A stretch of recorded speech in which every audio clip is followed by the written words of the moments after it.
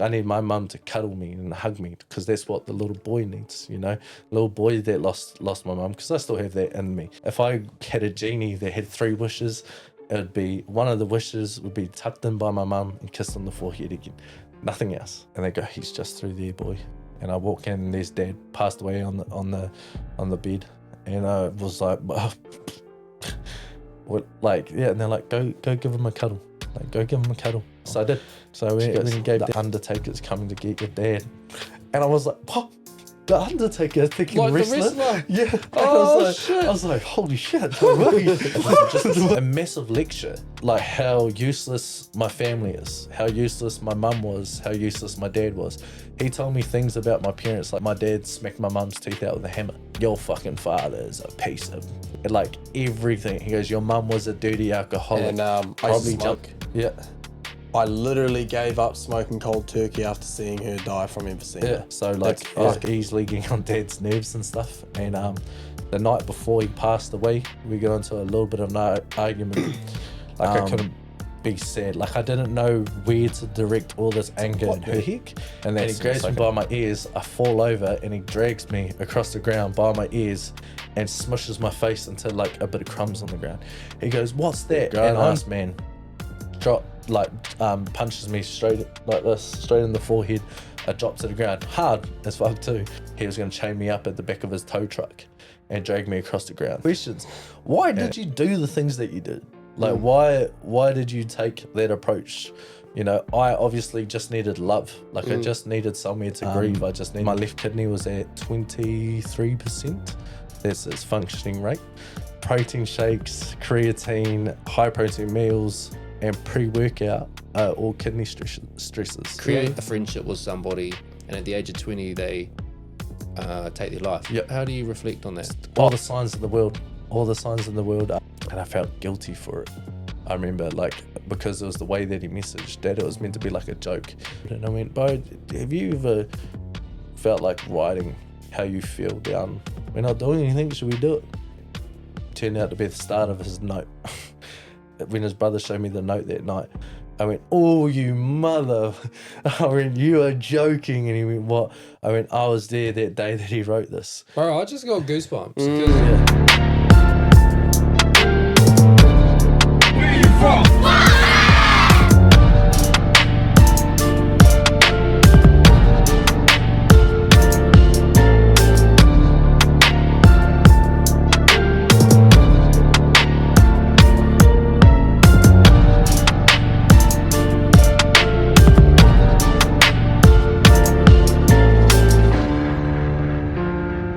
Welcome back to the Making a Statement podcast. We're back with episode 27. We just keep climbing up the ladder on the way to 30. So I'm Dills. This is the Making a Statement podcast. We're about breaking the stigma. The way we do that is by having uncensored, unfiltered, unscripted, unedited, and sometimes uneducated conversations. Okay, this is just live and direct. To the right of me, my brother-in-law, Brother E. Hi, I'm Ethan. He has a Facebook, Ethan Clark. Go give him a follow if you haven't done that yet. Thanks. Cuzzy DJ TJ, Cuzzy Trev on the ones and twos. Yo. Welcome back. And myself, I'm Dills. This is Making a Statement podcast. You can check us out, makingastatement.co.nz, or go and check out our merch as well. That's available with Afterpay. It's winter feeling at the moment, so I've got a hoodie on for like the first time in a long time. I'm wearing shorts and a t-shirt, and I wish I was wearing a hoodie and Yeah, pants. it's been cold the last 2 days, bro. But There's snow on the hills I know. already, The and it day was like after summer. a 20-something degree day on the weekend. Mm-hmm. It's cooked. Cooked. No, it's the opposite of cooked. It's cold. Cold. Frozen. Like our iced teas. It's frozen. We'll get into our iced teas, but tonight we've got the bro with us. He's Patrick Lee Conroy. He is joining us to tell us his story, which starting point almost is losing parents at the age of 10, within 7 months of each other, both to cancer. Yep. That's crazy, bro. I'm sorry that you've gone through that. You've then moved into being raised in a racist household. Yep. You've moved through life, made a good friend who then took his own life at the age of 20. Yep. And you are now finding yourself, I guess, in religion, as well as a council job worker. Yeah. I don't really know your role there, but yeah. I'm going to let you take it away, bro. Sweet. Welcome to the podcast. Thank you. Kia ora whānau. My name's Patrick. Yeah, bro. So, where do I even start? I grew up in Levin, which is a pretty normalish childhood. Like mum and dad went together, what I thought was normal. And yeah, pretty happy childhood, to be honest. Like I was always loved by like mum and dad. Like my mum, they were two completely different people. Like my dad was I don't know how to explain it. Just a criminal, you could say, like just plain and simple. Yep. And mum was like this hippie tree hugger, like legitimately like was Opposites attract, right? yeah. And they split up before I could even remember. And yeah, all throughout, I guess school, like I have ADHD and got told like I have ADD and ODD and all this other stuff. So I was like on Ritalin from the age of, I think it was like 8 onwards, quite a high dose. And nothing kind of worked. Like I was just a little shit, hands down. Like didn't give a shit about anything. Didn't want to learn, struggled to learn. And yeah, so I got kicked out of, I think it was, what was that, 1, 2, 3 schools before my dad passed away. And then after that, kind of everything went tits up. Like really went like I like got into fights all the time. Like I was already fighting heaps at school because I was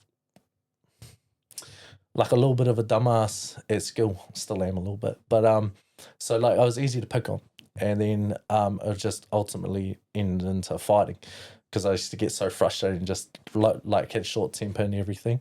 So then yeah, after dad passed away, I kind of really went off the rockers. Me and my brother did.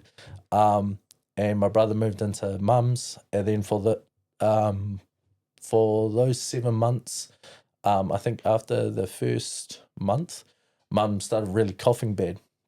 And so dad had emphysema and something else I can't remember. And yeah, she started coughing real bad, and my nana turned around to her and went, "Go get yourself checked out. Like you need to. Like their dad just passed away. What happens if it's something?" And mum kind of like fucked around with it a little bit, and then she really kind of went to the doctors, and then they went, "You've got aggressive lung cancer." And then from that point onward, just deteriorated, like really like started going downhill pretty fast. I kind of knew something was up when they like a hospital bed showed up at home. Like everything like that. I remember when mum sat me down and told me that like she had cancer. That I was like, what the fuck? What? Why? Like, like I was so frustrated and like just pissed off. And then in that same sentence, they went, "Oh, like, you're gonna go stay with your grandparents." And I went, "No, like you can't now take me away." And then like from that point, I didn't care about school. I hated everyone. I was so angry at everyone I was just frustrated, I was just angry. Just lost my dad, and then now I get told that my mom's sick.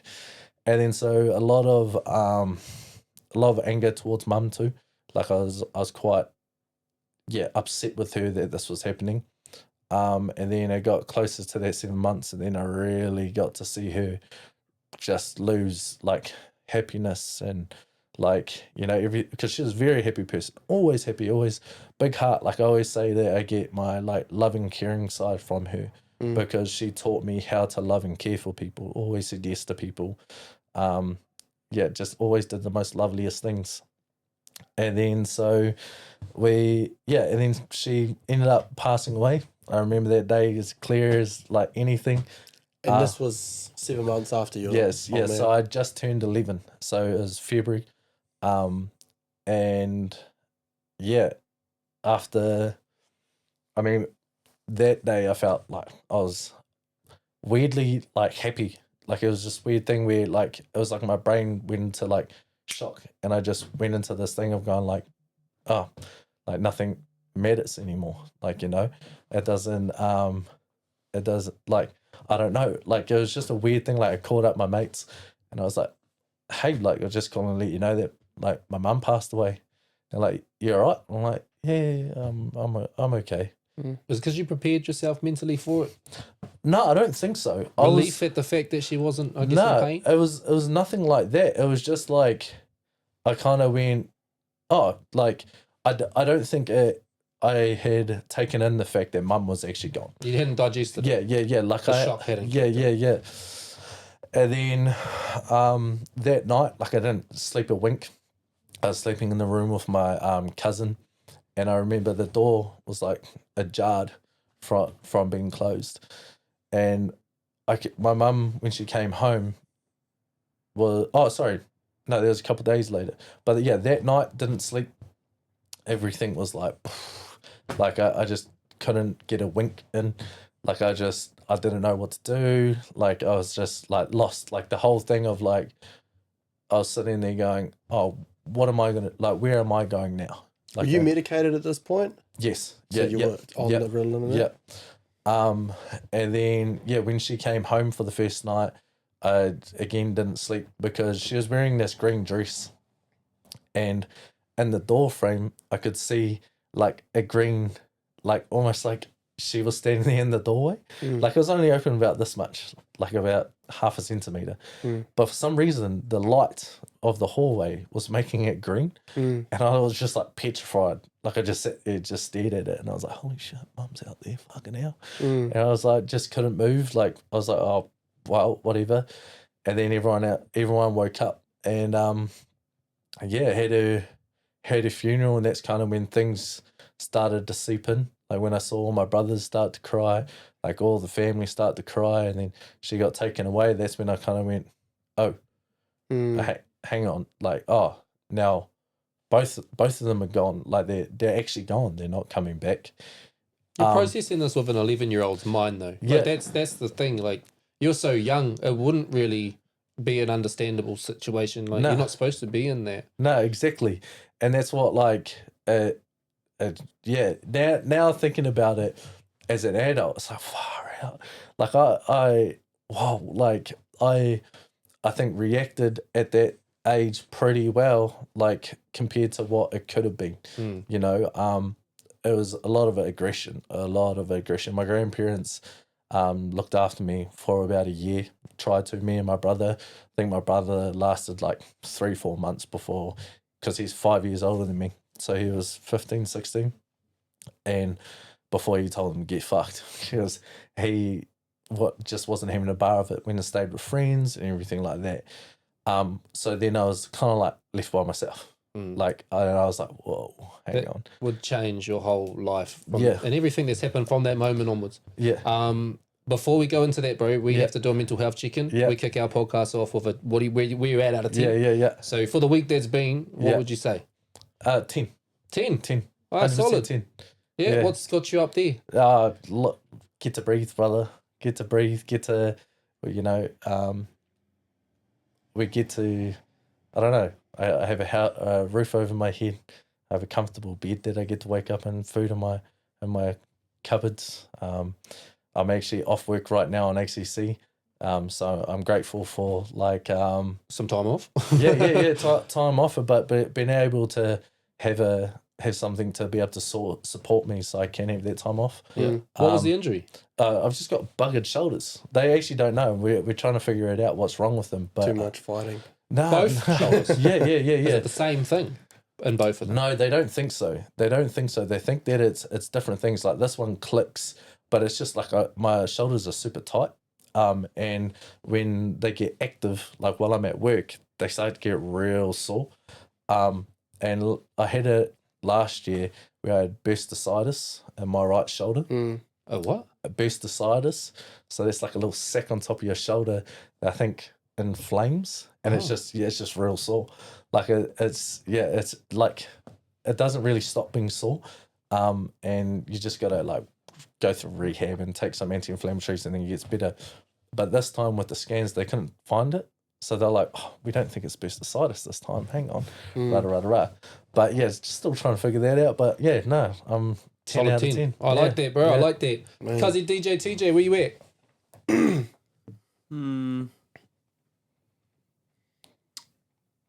I would say probably an 8. Yeah. What's been going on in your world? What was last weekend? Literally, I've barely done anything, just work, to be fair. Started playing Pokemon Go again. Didn't you do a private DJ gig somewhere? Oh, Jasmine's yes. 21st. Yes, I did a 21st, sorry. Yeah, how'd that go? That was alright. No dramas? Nah, not really. That's Just- good for a 21st. Yeah, it was just a plain old 21st. Crowd loved it. Yeah. Yeah. Man, I saw some videos. It looked like they were enjoying it. Yeah, it was pretty old school stuff too. I tried playing like new school, but then the old people didn't want it, so I was like, okay, I'll go back to the old school, and then the new, like the younger kids started liking it. I was like, okay, sweet. Started playing Pokemon Go again, I guess. Yeah, Fun. and Man, I wish I had time to do that. and started this big project at work, so that's fun. Yeah. Solid. Brother E, where you at?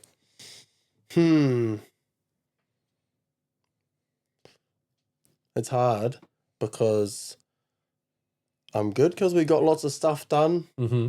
but I'm also knackered because we got lots of stuff done. Mm-hmm. So I can't say because like the amount that I gave us that list. We had a working bee on the weekend. The family came over and helped out do some stuff around the house. I'm family. Dylan did come around, and I had a list. I sent it in the morning. I said, "This is what we want to get done. Whether we get it done or not, that's all good. We'll just have a go at it." And we managed to pretty much knock off every single thing off the list, plus extras. The section's looking mean. I just saw the fencing guy. Shout out Kapiti Coast Fencing. He's doing my fence. And Shout out Kapiti Coast Fencing. yeah, he's a good cunt too. It's actually a good cunt. I just said the Rangatahi C word jar. twice. Yeah. So- damn it. Here you go. You Why can is it introduce always me that introduces it? So I just said the C word, so I have to put $1 into this jar. Why $1? Because it's 50 cents every time we swear. Dills normally tops the jar every single time. We also donate the 50 cents for our guests.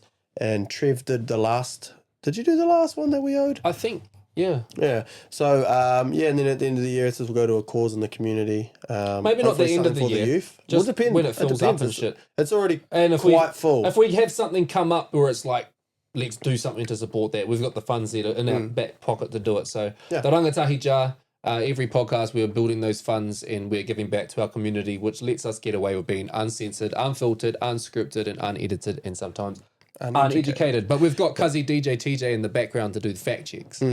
Anyways, yeah, so got lots done, a little bit tired, work's pretty slow at the moment, so it's a little bit stressful. But other than that, I'd say about an 8. I think I'm about an 8. I'm not bad. Work slow, so it's stressful. Yeah, Is that because your days are dragging on? I like being busy. Like, if I like to be hands-on, that's why I chose a trade. I didn't choose an office job for a reason. Yeah. So a lot of the time at the moment, it's trying to get work, organising work, quoting work. So there's like 8 hours of the day I'm in the office and I can't fucking stand it. Especially because everyone in the office, I hope none of you are watching this, are toxic as fuck. So like None of you are watching. but for real though, like I say this, I'm straight up as at work. I don't give a fuck. Like, but just the and I just want to be out by myself with tools in my hand working. So I have to listen to that as well as stare at a computer all day. I'm gonna fucking kill myself. No, the beautiful Just thing- kidding. That was I'm joking, by the way. Remember, unedited, unscripted. So. The beautiful thing is I work in an office, but I just don't even.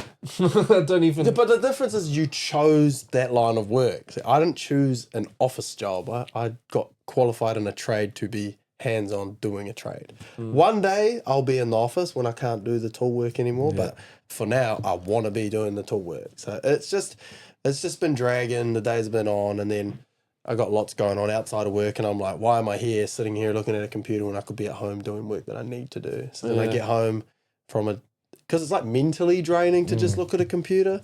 So like I get home and I'm like, and then I'm like, I got to do this now. So then I go and do that, and then I'm even more tired. And How did your running go? good, I got them down. I managed to 100 get it all done. kilometres? Yeah, got it done. I didn't really raise that much money, which is pretty dumb, but I mean, I still did This is it. pretty dumb. Yeah. How much did you raise? I like 200. Oh, that's still cool though. That's still Yeah. shout out to Nothing. the donators. Yeah, so yeah, it would have been nice to do more because fuck, some of those runs killed my knees. So I'm definitely not. I'm not cut out to be a long distance runner. I think I'm gonna do that footprints in the sand out the beach. What's that? It's like a beach run. I think there's a 5K, a 10K, and a half marathon. But Foxton Beach School's doing like a team, and they reached out and said if we wanted to run with our kids, and Ivy wants to do it, so I'm gonna go and do like a 5K with Ivy. Oh, cool. At the beach, yeah. Dang. There's like fundraising for like the community, like one of the community people. I don't know. I think it's like the Lions Club or something. Cool. Yeah. Right. Shout out to them. When's Rotary that? Club. Next weekend. Okay. No, wait, what? 8th? I think it's the 8th. 8th of March. I think, is that next weekend? I don't know, but if you're watching this and this is out and hasn't happened in your local or around the area of Foxton, go check that out. Loaded Teeves, bro. I was going to kick you off with the first taste test, but you already know the flavour and it looks like you've already drank it. Me? Dills. No, I haven't drank How are mine. you feeling? Maybe I did. How am I feeling? Yeah, what's your rating? I'll have a drink and then I'll let you know. Oh, so that might have boosted my rating because I'm thirsty. What's our ass. flavour? No, you got to guess it. Oh, yeah. They're all the same this time. So, This is true review, so we're going to be honest on the flavour. Out of 10, what do we rate this? We will say it honestly. So the only difference is you have toe energy. We didn't do toe energy. I didn't know if you wanted it, so I didn't put it in your one. Okay, so this is test your guess. What is it? Test your guess. Oh yeah, what's the flavour? Oh, you know, eh? You first, bro. What do you think? You like it? What do you rate it out of 10, and what do you think the flavour is?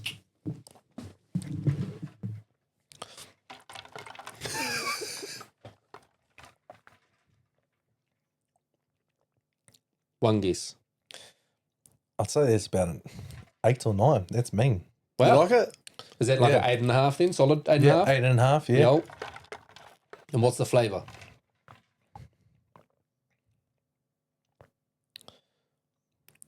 Is it like peach something? Is it 2 flavours? Yeah. Okay. Is it peach something? Nope. Okay. When you said the p, I was like, yep. Oh. You got it? I know this flavour. What is it? I think we've done it before, Trev. Pink lemonade. Yeah. Oh, it's pink lemonade. Yeah. And? Pineapple. No. Fuck. Oh, Oh, rangatahira. You got it? Pink lemonade and? Is it pear? No. No. nah. You're getting the p, right? Passion fruit. Yeah. Oh, yeah, we Pink did that. pineapple. Passion pink fruit. lemonade. Yeah. Yeah. I give that an 8.5 too. You like I that? like Right. that. I don't like passion fruit. I cannot taste the passion fruit in this. Yeah. It's good, eh? It's Passion always, fruit mango is the best flavour. What's my your rated sec- out of 10? Well, Isn't that your second? it's my second favourite. Yeah. It's a 9. 9. Nice. Brother, Yeah, I'm E, a 9 too. solid. Nothing will be, so far, nothing has beaten passion fruit mango. And you look at Trev's face. Who? What? I got the best idea. What? Hold on. Pink lemonade, mango, and passion fruit. That sounds good. I was thinking passion fruit, pineapple, and mango. Wait, white grape, red grape. Together. So just great. That's on. That's my grapes favourite. as. That's my favourite. Grapes as. Out of 10, how are you? Yeah, I'd give it 8.5. Oh, where am I out of 10? I'll give that about an 8.5. Yeah, Nice, bro. Yeah. nice. Like you said, like I'm doing my own projects at home, trying to fucking get my shit sorted, bro. So I'm getting home from work and getting out in the garden. And I'm just out there till it gets dark and just doing that every night that I can. That's, you know, kind of spare. Because I got like a vision of what I want to get done, and it's like everything. I don't like it being half done because I can't like rest. I can't relax. I had a thought, by the way. I drove past your house. You've pulled the rocks out of the garden, but you put them on the grass. What happens when Angus comes to mow the lawns next weekend? They're getting and picked up this week. Are they? Sweet. And another thing, it would have been easier if you put them onto like tarps or cardboard or I something. couldn't find one. Or onto the concrete. I didn't want to get in the way of the driveway for Harley's car. I thought about all of this. I made Did you? I made an 'Cause I drove executive past decision. and I was like, I I definitely made an would've- executive decision. The other lots on the concrete because we could do that and allow the space for the cars. Make sure you don't miss any rocks though, because if you get a broken window when your lawns get mowed, it's not Angus's fault. So yeah, I'll say I'm an 8.5. Shout out Momentum Lawn Care. had to spend like the last few weekends doing busy shit, which is, like you said, exhausting because you don't get a rest in between. Yeah. But I don't mind being go in between like the rests that we've had, because we had like the breaks for the camping trips and you know, some time off mahi at different times and stuff. So that was the relax and the the wind down before this, you know, getting busy and that. So yeah, I'm good. I feel like got a lot done this week. Got that food thing edited, so I'm gonna put that out probably in the next couple of days. I still haven't had a chance to watch that. Yeah, you'll just see it when I put it on Facebook. I'm gonna stop uploading things into the drive because you don't watch them. But yeah, we kick off our podcast with a hot topic. You know this because you wrote something on the piece of paper and you remembered to put your name on the back because you watched our last episode with the Daily Dose of Fino. And what would you say, bro, about that episode in a quick summary? Bro, Ming. Ming? It was awesome. Yeah. No, she had very good points and was very like emotionally intelligent. And like you guys flowed really well. I thought so too. Yeah, I thought it was an awesome podcast. It felt great sitting here talking to her. And if you haven't seen that episode yet, hit it back, run it back at the end of this episode. Check out what other episodes we've released. Another episode that we've done in the past was with a man called John Taylor. And that episode, we talk about him being a podcaster himself, as well as his porn addiction. Interesting. But the bro who's sitting with us here tonight is actually a previous guest on John Taylor's podcast, so go check that out as well. Before we get into things, Cuzzy DJ TJ, hot topic. What is it? Can they read it this time? So, this one is our first ever hot topic that we pulled out that has a name on the back. Oh, okay. Who is it? And it's from G-Dad. G-Dad. Nice. And his question is, why do we still celebrate Guy Fawkes? Shout out G-Dad. I don't.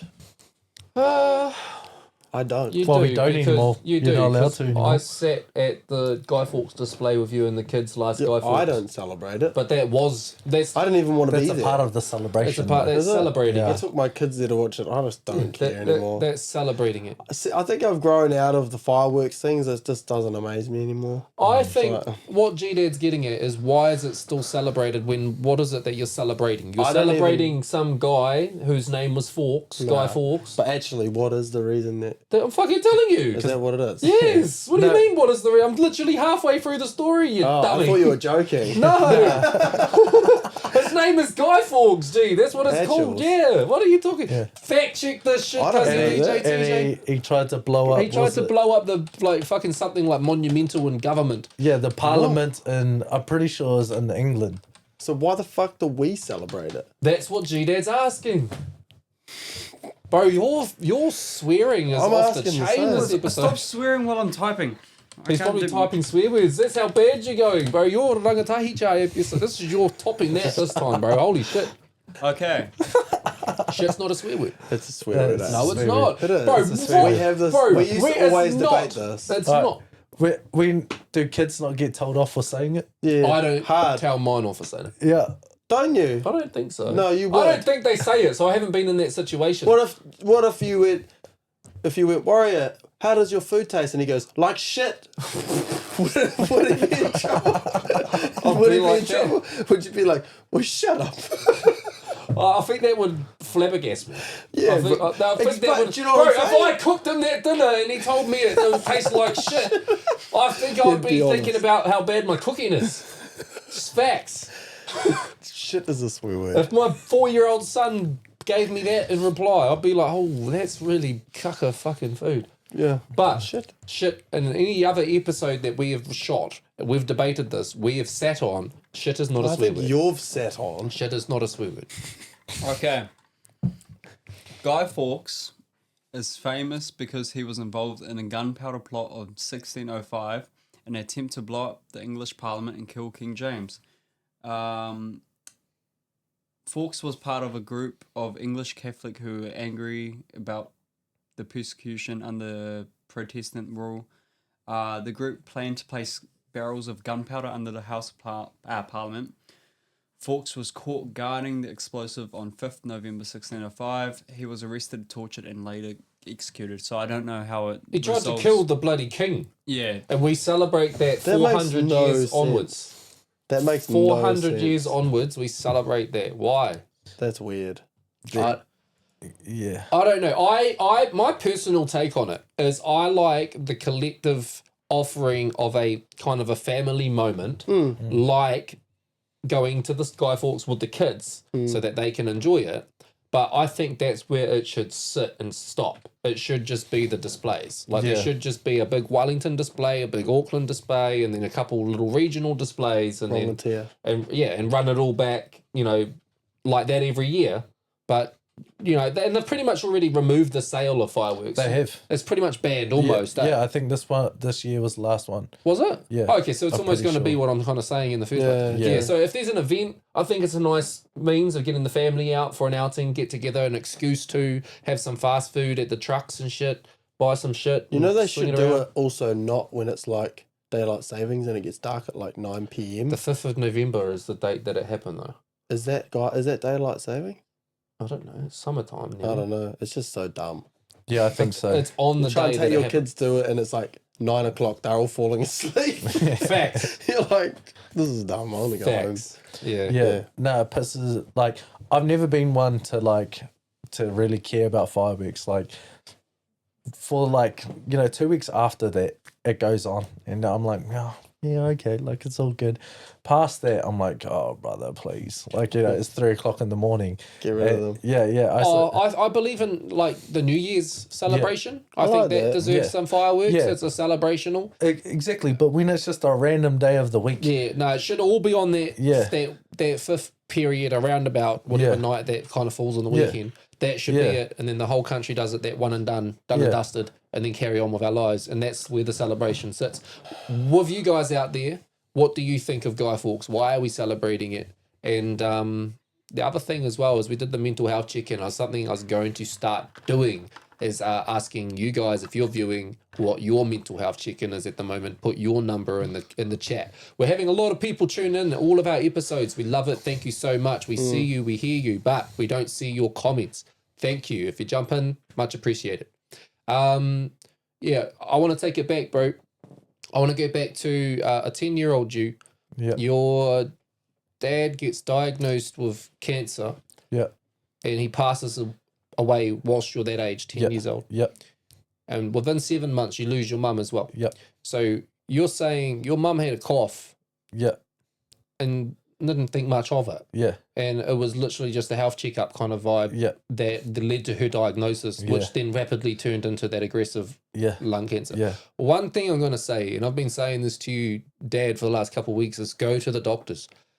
Because, as you get older, shit's, not the same. Yeah. And Dad's He been has had ignoring a his cough cough for a little while. the last few weeks, and I've been saying go to the doctors. So, Dad, if you're watching, which you would be, go to the doctors. So Go to the bloody doctors. Go see the bro seat. So yeah, you I guess you kind of get a numb sense of, what's happening in your life. Your mum passes away and you got to kind of work out what life is. Yeah. And like I said, at the age of 11, those aren't things that your brain should have to process. That's all traumatic as fuck in Yeah. itself. Yeah. Like being that age, losing both parents, Yeah. both to cancer. Yeah. I want to ask, I imagine, does this make you feel like maybe you're more prone to getting cancer? Like, are you kind of on that health check buzz yourself? Not really. Nah, not really. I think no one else really has had cancer. That is like immediate family. Like I've had distant uncles and aunties and like people like that have died from cancer. That it's just they're not actually related. They're just a person that you've called uncle your whole life or like whatever. But a lot of them have been to do with lung cancer from heavy smoking. From heavy smoking, that's what caused it. My nana, she nearly lost her legs because it was killing the circulation in her legs. So she stopped that. She stopped smoking for that. I stopped smoking ages ago, but then started vaping like an idiot. I want to give that up. Hopefully this year. I keep on saying it each year, but I think this year is definitely the year. It's ugly. You got a lot of motivation. I was going to say, because I lost my grandmother to emphysema. Yeah. And I used to smoke. Yeah. I literally gave up smoking cold turkey after seeing her die from emphysema. Yeah. It's fucking terrifying. Yeah. So I can't, and I was 18, I think, at the time. So I can't imagine being 11 years old and seeing a loved one go through that, because the coughing and even the breathing and stuff like that is terrifying. Yeah. That's the thing, is I didn't have that. Like my brother had that like thing in his head that he's like, I think he's had a couple of cigarettes in his life, but he's never been a full on smoker. Like he hates it, despises it, because obviously it took out both of our parents. But I don't know why I started. Like I was 16 and I think I was living with a mate, and it's just every time I got angry or frustrated, I have a smoke, bro. But was it, you were kind of, it sounds like you were kind of living that rebellious lifestyle as well. Yeah. Which smoking is a very common thing. With that. It is. It is. Yeah. And yeah, it was, I ended up getting COVID, and it rocked me like just with pains. Like I just had real bad, like I didn't have any like sickness feeling. I didn't have like a runny nose or anything like that. I just had like pain. Like I had pain too, bro. Yeah. I had pain. My hips throbbing just for like 2 days. Yeah. And my back, I walked around the house for like 2 hours because I was in so much pain, and it almost like relieved it for a little bit. But then I crashed, like my energy just went down. And then after that, like I think it was like those 3 or 4 days, I didn't feel like having to smoke the whole time. Like I was bedridden. And then afterwards, like my ex lit a smoke, and I was like, ooh, that smells disgusting. And I was like, pushed through that smell and tried to roll my own smoke, tried to have a smoke, and I was like, that is the worst tasting thing ever. And I was like, I don't want that at all. Like it's because of the COVID, and it's been since then. Yeah. Since then, like even now, although real funny thing, I can smell a tailie from like a K away. Like I can be in traffic and someone will drive past smoking, and I'm like, I'm like, whoa, I'm like, oh, I missed that smell. But you haven't gone back to it. No. My dad did the same thing, bro. He got COVID, gave up smoking. Yeah. Like he just stopped cold turkey because it made him, he didn't want to smoke anymore after that. Yeah. I hate the smell of cigarettes, Yeah. Like, hate the smell of... we went to a wedding a couple of weeks ago, and someone was having a ciggy, and I was like, bro, please go away from me. Please go away from me. Because, like, it was like, when I gave up, I was working in the city in Wellies, and you'd walk down the street and there's people smoking. You get into elevators, to go up elevators, they've just had a ciggy, and you're like, oh my God, get out of here. They're not as common now, though, eh? Nah, well, obviously, I don't know expensive. many people that smoke anymore. It's expensive. A lot of people just do it when they get on the piss, eh? Yeah. Just go buy a pack for when they're on the piss. I was doing that. Like when I'd like start drinking, I'd go outside into the smokers area like to have a vape, and I'd sit there and be like, oh, this isn't hitting like that. This isn't doing it. And like ask someone like, oh, can I please have a smoke, bro? And like they were like, yeah. But they would hold me over the whole night. It's not like I'd be able to sit there, but like you see people get drunk and they'll smoke a whole pack. And you're like, Jesus Christ. And then they wake up in the morning like, Facts. Facts. Oh, heck. I want to pull it back though, bro. That's, like I said, a lot to have a young mind digest those moments of losing both your parents, and you're thinking, like, where am I going next? What happens with myself? What did happen next? So I lived with my grandparents for about a year. They did try a lot to try and like get me to calm down, but it was quite a lot of like, you need to stop fighting, you need to stop doing this. There was like a lot of energy to that, but I couldn't direct my energy anywhere else. I couldn't, like I almost felt like I could, it's not because of them exactly, like I couldn't be sad. Like I didn't know where to direct all this anger and hurt in that sense. Like I didn't know like what to do with it. Like because you're a kid. Like you don't know. I'm just angry. Someone says something and it angers me, so I act upon it. Like that's all it was. But they, like when I was good, they gave me like a laptop. They like my nana's old laptop. They put a TV in my room. Like, you know, they tried to do these things, but that's not what I was needing. I wasn't needing treats for being good. Like, the being good part wasn't like an issue. It was easy to do, but I was just so frustrated. Like you needed to like regulate these emotions. Yeah. So my grandparents were quite old at that point, like 70 something, and they couldn't handle me. Like, I was getting stood down, like fighting all the time, getting kicked out of class, like heaps of stuff. So yeah, they just couldn't deal with that anymore. So they gave me the opportunity to either move in with my older brother that I had only met twice. How old was he? Would have been 50 something when I was 11 or 40, in his late 40s. Whoa. So yeah, my dad, there's an argument between it, how many kids. Right. Some siblings think 24, other siblings think 29. Then my dad had 29 kids. Whoa. Yeah. Holy. How old was he when he passed away? He was 61. He When he passed away.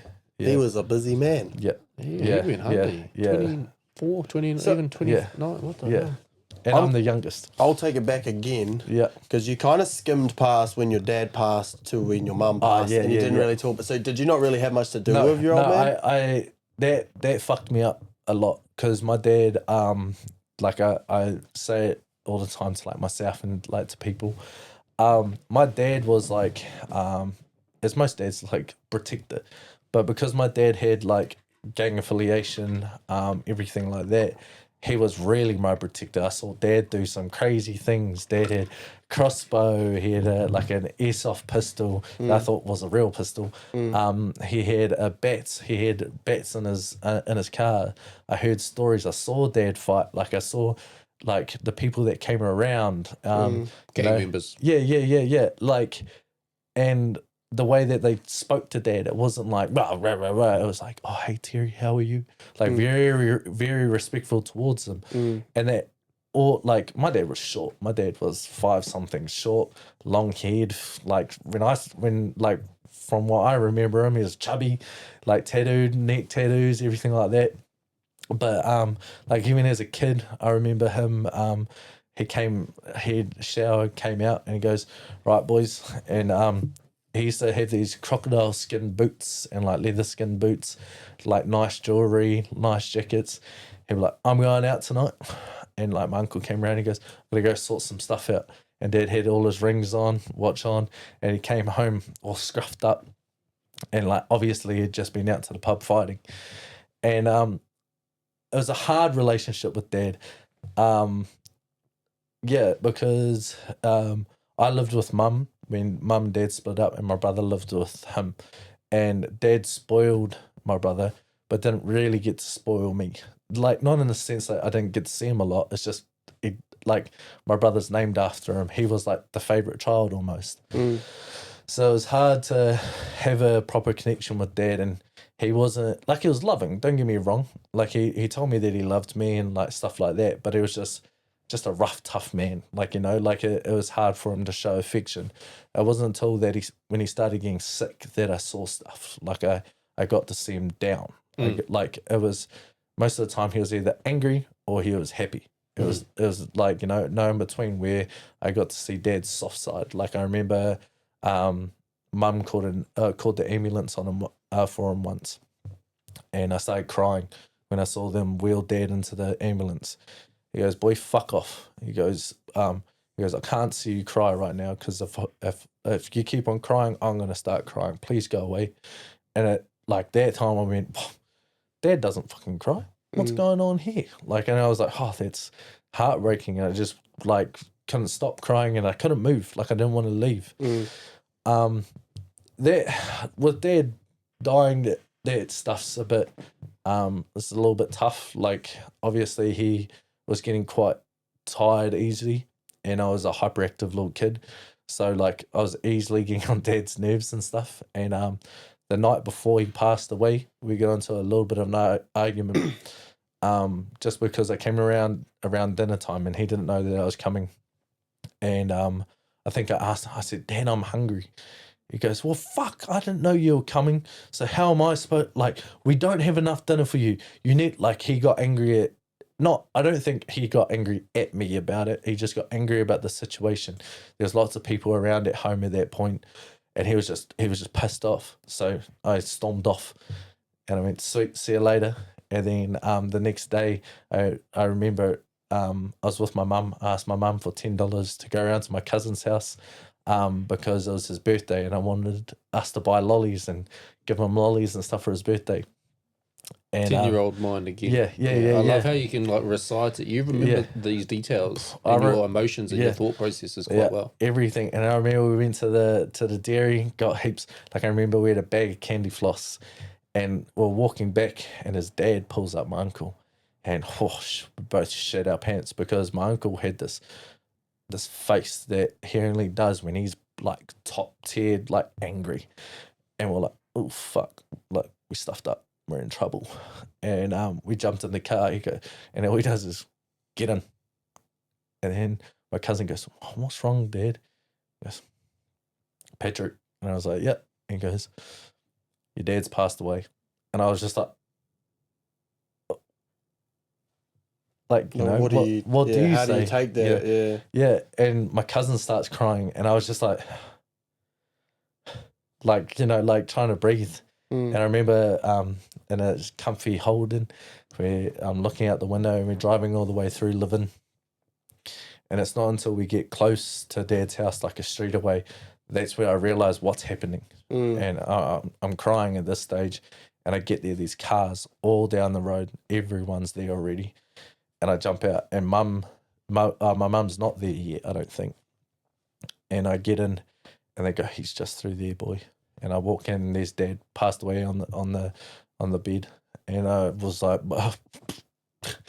what? Like, yeah. And they're like, go give him a cuddle, like go give him a cuddle. So I did. So we went and gave Dad a cuddle, and Dad wasn't moving. You know, Dad was gone. Like I understood that at that point, and I got up as soon as it kind of like dawned on me that there wasn't warmth. That I like got up, stormed out. I remember going, like grabbing a broom and just going to the washing line, smashing the broom against the thing. My uncle comes out and goes, oh, he fucking stop doing that. He was like, fucking pass me my broom. And I just started crying, and like he gave me a mean cuddle. He's like, go inside. He's like, go be with your dad. And I was like, oh. And then Mum and my brother came, and then like I ran to Mum, gave her a big hug, and then gave my brother a hug, and then we saw Dad, and then my brother couldn't really be there anymore, and then it's kind of a bit of a blur. And then I remember I was sitting on the bed with Dad, and some lady came in. I still can't remember who she was. She comes in, she's pissed as everyone's on the piss. She comes in and she goes, fuck you, Terry. And I was like, what? She goes, you fucking asshole. You asshole. And all my cousins and then go, my dad's not an asshole. Stop calling my dad an asshole. He's not an asshole. But obviously she was so distraught. I think she might have been his cousin or something. That she was so distraught that she just started calling him names. Yeah. And I didn't understand that. I thought she was just, you know, calling my dad offensive names, and I was getting all barred up. And then my mum comes in and she goes, shh, stop it. And that night, natural response though. Yeah. That night, I remember everyone was partying, the music was up loud, and I remember Dad didn't like the music up too loud. So I remember going in there. Oh, and I went to go toilet, and someone was smoking weed in the house. And that's when I switched, because I knew at that age no one's allowed to smoke that stuff in the house. Like Dad always told us, if you ever see someone smoking in the house, you tell me. And I remember I stormed back down, I turned off the radio, and I went, everyone, like, get out. And my uncle came in and he was like, what are you doing? And I was like, no, like, you guys are abusing Dad's house. And he was like, he would have wanted it this way. He would have wanted this. And I was like, no, he wouldn't. He was like, get out. And he like turned the music back on, and I went away and I jumped into bed with Dad, because he was on his double bed, and I went to sleep, and I slept with Dad. And I remember waking up every now and then to other people coming in and checking on Dad, and like I'd see my cousins and my aunties. Like there was Dad's hospital bed, and like the aunties and uncles were taking turns sleeping on it for a couple hours. just to be with Dad, or like they'll just sit on it just to look at Dad, and I'd wake up and see different people, and like I felt safe. I felt probably the safest I've ever felt since then. You know, like just everyone was there. It was beautiful, and then the next day what they say, they go, my mum go. I asked her, I go, what's happening, Mum? Because there was like a big fuss going on. She goes, the Undertaker's coming to get your dad. And I was like, what? The Undertaker, thinking Like the wrestler? wrestler? Yeah. Oh, shit. I was like, holy shit, no way. The fucking Undertaker's coming. I was going to be like, oh my God, yeah. And I was like, what? Like, this is crazy. And then I turn around to my brother and I go, I'm meaning the wrestler, the Undertaker. And he was like, what? No. And I mean, Mum, what do you mean the Undertaker? And like, she was like, it's someone that takes away people that have passed away. And I was like, oh, double whammy. Like, I don't get to see the Undertaker now. Like, I was like hurt. And then Imagine how many kids around the world have been in that exact situation. Bro, exactly. Like, they don't know about death and morgues and funerals, but they know about wrestling and exactly. that's funny. Exactly. So it tripped me out. And yeah, we had his funeral, or we're like, you know, at the marae. I've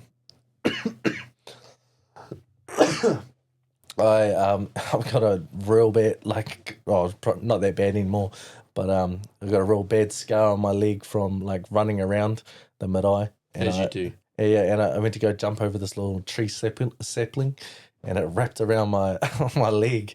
And you know how you got those little plant, like they're like the stakes? Mm. Yeah. I landed on the corner of one of them full force, and it like dug a chunk out into my shin. Ow. Yeah.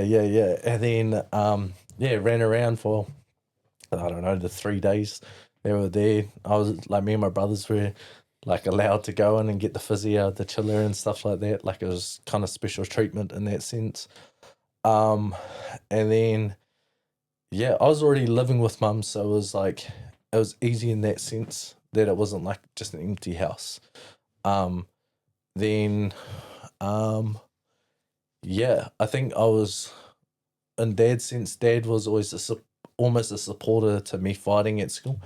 Like, he always, we got raised on the fact that if someone hits you, you hit them back. Mm-hmm. Like, you know, no matter what. But I always got caught hitting the person back. Like, the person would always like hit me away from the teacher, run to the teacher, and like seeing the teacher wouldn't stop me. I'd still smack someone for it. And then I'd smack them, and then I'd get in trouble and get the blame.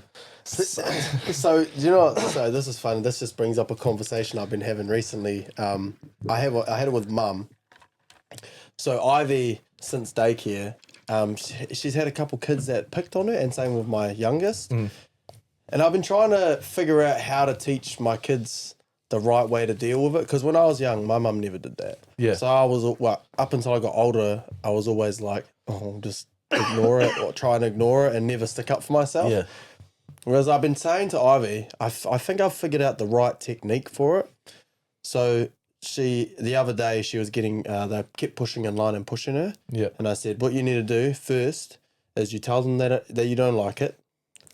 Tell the teacher, so the teacher knows that they're doing it, and then the next time you just smack them in the fucking nose as hard as you can. And I told her, and then we got a phone call from the teacher that she punched the kid. And that is the right way to do it. Okay, that's the right way to do it, right? She's already told the teacher that she's being picked on, whether it was picked on or whether they're just being an egg, and she's already asked them to stop. So she's done the right thing by using her words. Yeah. She's told the teacher, so be like, if someone's being an egg and you can't deal with it the right way, go and tell someone that can, if you're in work and it's happening or whatever, and then just deal with yourself if it doesn't work. How many times a day do you think a teacher hears, hey, Jim won't share the Play-Doh? I hear it with the kids all the time. Exactly. So That should they happens be all the punching it? Because the teacher's been told at that point, hey, teacher, Jim won't share the Play-Doh. Yeah, and then bang. And then because Jim didn't share the Play-Doh, whack. Because the teacher probably wasn't wanting to get into that every time they hear it. I'm trying to do it the right way, though. It sounds like it's not quite right. But I didn't mean, like, that was just a concept that happened.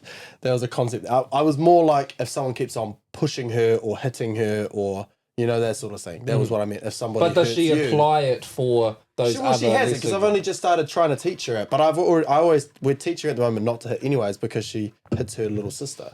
And at the moment she's on day 8 of no treats. And every time she does it again, she gets 2 more days. And I think she just got 2 more days when I went inside before. So now she's back at 10. Yeah. So like I said, I haven't told her to do any of this. She just hit, and that's what happens. So I'm trying to teach her the right way to defend herself, because I want her to defend herself. I want her to have a voice for herself, but Jim's not sharing? I don't know who the fuck Jim is. I don't know, but it sounds like Ivy would punch him in the face. Probably. Yeah, she got a solid bright shot too. But yeah, just funny because you were talking about that sort of thing at school, and I was like, yeah, actually, that's happening for me at the moment. I'm trying to, as a parent, I don't know how to deal with it because I want her to stick up for herself, because I never had the balls to do that when I was young. When I was a kid, I never could. Yeah. But I want her to be confident enough to stick up for herself. I think she has the balls to do that. As a non-parent, I know it's rich for me to say, but I think it's a good thing, because I think also it needs to teach other children that there's consequences. Facts. Because there's a lot of that going around where, like, so many kids do these things. They say things to adults. They say things because you're not allowed to hit your kids anymore, like anything like that. So like all these kids just get away with everything. And I feel like they need to start to learn that if you say something or push someone or touch someone or do anything, that there can be consequences, because I think we're missing that a little bit now with the earlier generations. Yeah, we're too PG. I'm going to just wind it back and say I don't disagree with punching someone in the face. It's just if it's over something that shouldn't be punch in the face worthy, that's where the problem is. And then when it comes to parenting and there's a kid, if you teach them one way, they may not understand that it applies in that sense. They're going to apply it elsewhere, which means Jim gets a punch in the face for not sharing. But but sharing is caring, and if you don't care, you might get a punch in the face. But no, in all honesty, I think parenting is something that no one will ever get 100% right. That's 100%. facts. Yeah. And I don't disagree with somebody getting a punch in the face if they deserve it. I do want to ask what you think of the war around US and Iran right now. Oh, okay. We're going on that right now. I'm watching that a decent amount, but I find it hard to take in all the information because there's so many updates all day. Yeah, I'm keeping tabs like that too. I think we spoke about it a little bit on the live on the weekend. I don't agree with the way that it's been handled. I understand his reasoning behind why he's doing it, but again, the international laws are there for a reason, and breaking those laws is probably not a good thing to do, especially again, we have all those laws and they're for a reason. So there's a lot of countries that are probably doing these nuclear programs and all these things that Iran are doing, which is what he was trying to stop. Why is he not blowing up everyone else in the world? Because it was agreed that they won't. Other places. When was it? But I don't know. Was it agreed? Yeah, they're not allowed. That's what the concept of it is there's trade agreements and all the rest of it. But it comes down to there was an agreement in place that they wouldn't research nuclear facilities and stuff, and that's what they were doing without people's knowledge. Do you know? Or trying to be. Do you want to hear my little side conspiracy theory behind it all? We're here for the tinfoils. So Hamas and everything like that. Nope. Oh, so Palestine and the people that were attacking Israel. It wasn't the Palestine people. It was a side group that was from, I think that they were called Hamas. I can't exactly remember. I'm having a bit of a blank. But basically, it was there's some things that Iran was supplying them with things, with weapons, with money and stuff like that. I don't think it was actually proven that Iran was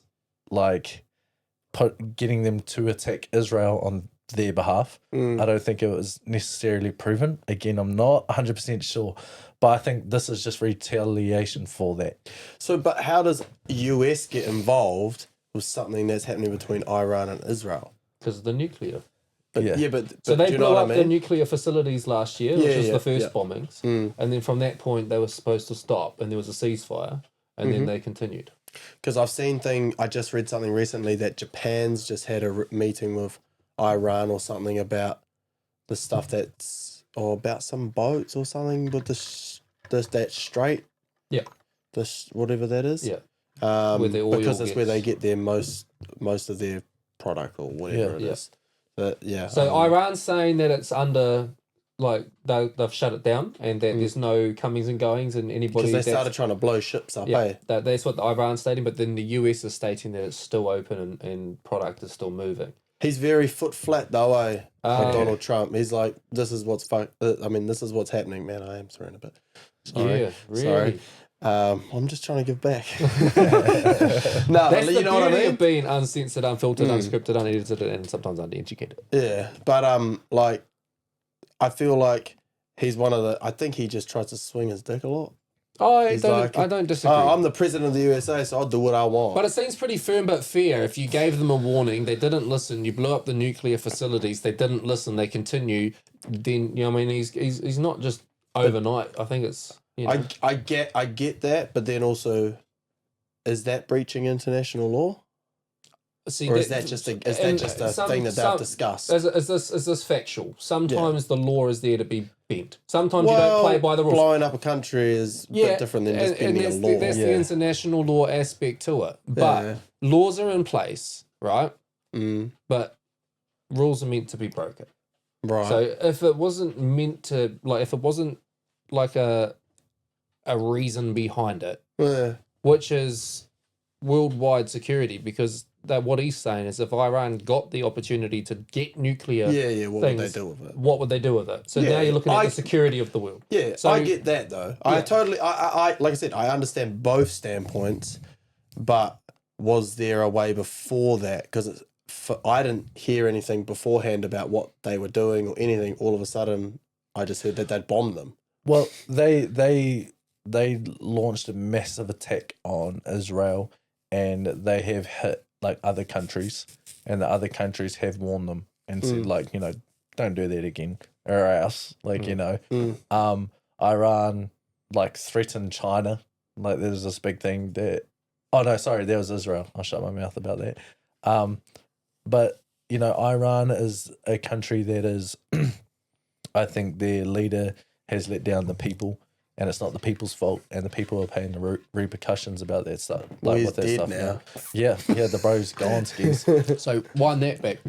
That's what's been happening in recent times. So it wasn't just overnight. Last year, he dropped a bomb on the nuclear facilities. Yeah, I remember Shit's that. obviously led up to that, and shit's been happening since that. But the ceasefire was put in place between Israel and Iran, which wasn't honoured. But the other thing on top of that was Iran, like their country was trying to, I guess, in a sense, overthrow the government. And they changed the regime, weren't happy with how they're being treated. And Iran killed their people. So the government, I guess, in a sense, those trying to uprise against them were killed. Now, that's what the Trump and that's kind of gone, okay, that's fucked up. That's what Luxon's talking about too. It's like, we don't agree with that regime because, what international law illegal in that, but look at what they're doing. You know what I mean? So now what Trump has done is gone on, take out that, the leader, whatever. Now, as a collective, take your government back. Yeah. I think he's got a big plan though. They reckon it's going to take like 4 weeks. So what else does he have up his sleeve? No. But then also, what do they have? They probably have sleepers everywhere, bro. Have You're you- going to see bombings in America soon. But have you seen like what Iran's done in these last couple of days? Like how many countries they've just pissed off? Dubai. Saudi Arabia. Yeah, UAE. US. They just bombed an Australian military base over somewhere. United Kingdom, and another. There's 15 countries now involved in this that Iran's attacked. Wow. So they're trying to start a world war. So I know, but people are catching strays and shit too. Like missiles aren't always accurate. But also, like every time people, like bombs are dropping, people are dying. Those people belong to countries. Now those countries are getting impacted by what's happening. But from what I've seen and heard, it sounded like Russia, and this is, don't quote me, I think it was Russia and China were opting to side with Iran by kind of calling Trump out for doing it incorrectly. But then I've seen that Britain and New Zealand and Australia and obviously other countries have sided with Trump's decision I think they've sided, but they've said that they will not be giving their support. Or Some have said that, but at the end of the day, like allies, alliances, like these shit is like actually like Age of Empires kind of shit. Like, you know, we've got alliances with different countries where if they go to war and they call for us, bro, we're on the Union Jack on the flag on the UK. Britain goes to war with somebody. We're not. Your back's fucked. My knees are fucked. Yeah, My no, but shoulders are Your fucked. shoulders are fucked. I- Cuzzy Trev's all good to go. he's We'll got see a you dressing later. gown on. He's not ready for war. See what he was doing over there. Yeah, no, but it would involve us directly, you know, the country's involvement. But it So already does, indirectly. when you look at 100%, like our petrol prices are about to go up and everything, And KiwiSavers I saw. yeah, because there's too much risk in the economy where they're investing that money. My KiwiSaver was doing good too. Yeah. I might head up the bank and be like, gone into hardship. Give me my money. I want my KiwiSaver out. I'll before you- reinvest it before soon. you blow it. But yeah, no, I think, you know, it's a scary times, bro, because all it takes is Iran pulling the fucking finger and pulling more people into it, and then they actually side with and generate an alliance and defend or offend, you know, offense, and then all it takes is US and Israel doing a little bit more. Now we're actually at a world war. So Facts. Like that's World War III. China, Russia, and Iran all have like a currency agreement. Like, so you know how you get the United Nations. I think they've kind of got their own one now because, you know, like, and with the Western dollar, with the Western world, they're trying to start their own like different thing because they don't agree with the Western world. They've all got tariffs against them, so they're all trying to support each other in the trading world and stuff like that. Yeah. Because they've all got things. You know, Could that totally fuck us? Russia's already in a war with Ukraine, so I don't know what. No, I don't resourcing mean by they the have. war side, but I mean by the trade side. Would we lose a lot of? Oh, 100%. Europe- 100%. Europe has suffered a lot because they get a lot of their natural gas from Russia. So when the Russia-Ukraine war started, that winter, like Europe was going through a real rough phase because Russia went, oh, you guys want to fuck with us? Like, oh, we cut off your natural gas. Fuck you, don't want to do any like more business with yous. And then so like, and it was in the dead of winter. It gets super cold there. So people were struggling a lot there. You know, gas prices, stuff like that. But luckily we have Aussie. Like New Zealand has Aussie, so natural gases get brought because I just got an email about it in my from my gas company. Oh wait, me too. Yeah. I did just get that. It's going up like 4.2% or something. Yeah. Annual price change. Yeah. But they explained it with the like we get our natural gas from Aussie. We get a lot of like stuff like that from Aussie. We also have very close like business with China in the sense of like our milk. New Zealand, I think, produces like 93% of our milk goes like overseas and mostly to China. Most of our meat produce, I think our timber too goes over there and we receive their timber. Yeah.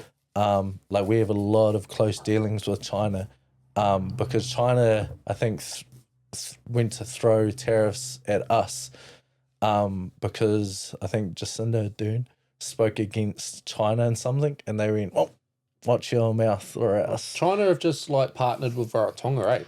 Oh, really? Yeah. They take over, they own a lot of those little ass islands. I think, bro, I'm pretty sure, like, when I was over there was, like, the talk was that like, China was looking to invest in or do business with or something like that, and then Rarotonga being involved. Yeah, I went to Manawatu a couple of years back on a cruise. And, like, when you get off the cruise, you're getting harassed by taxi drivers. They're all at the gate going, go, come with me. Anyway, That's massage parlors in Thailand. yeah. My little brother just went there a couple of months back, and he said it's kind of the same thing.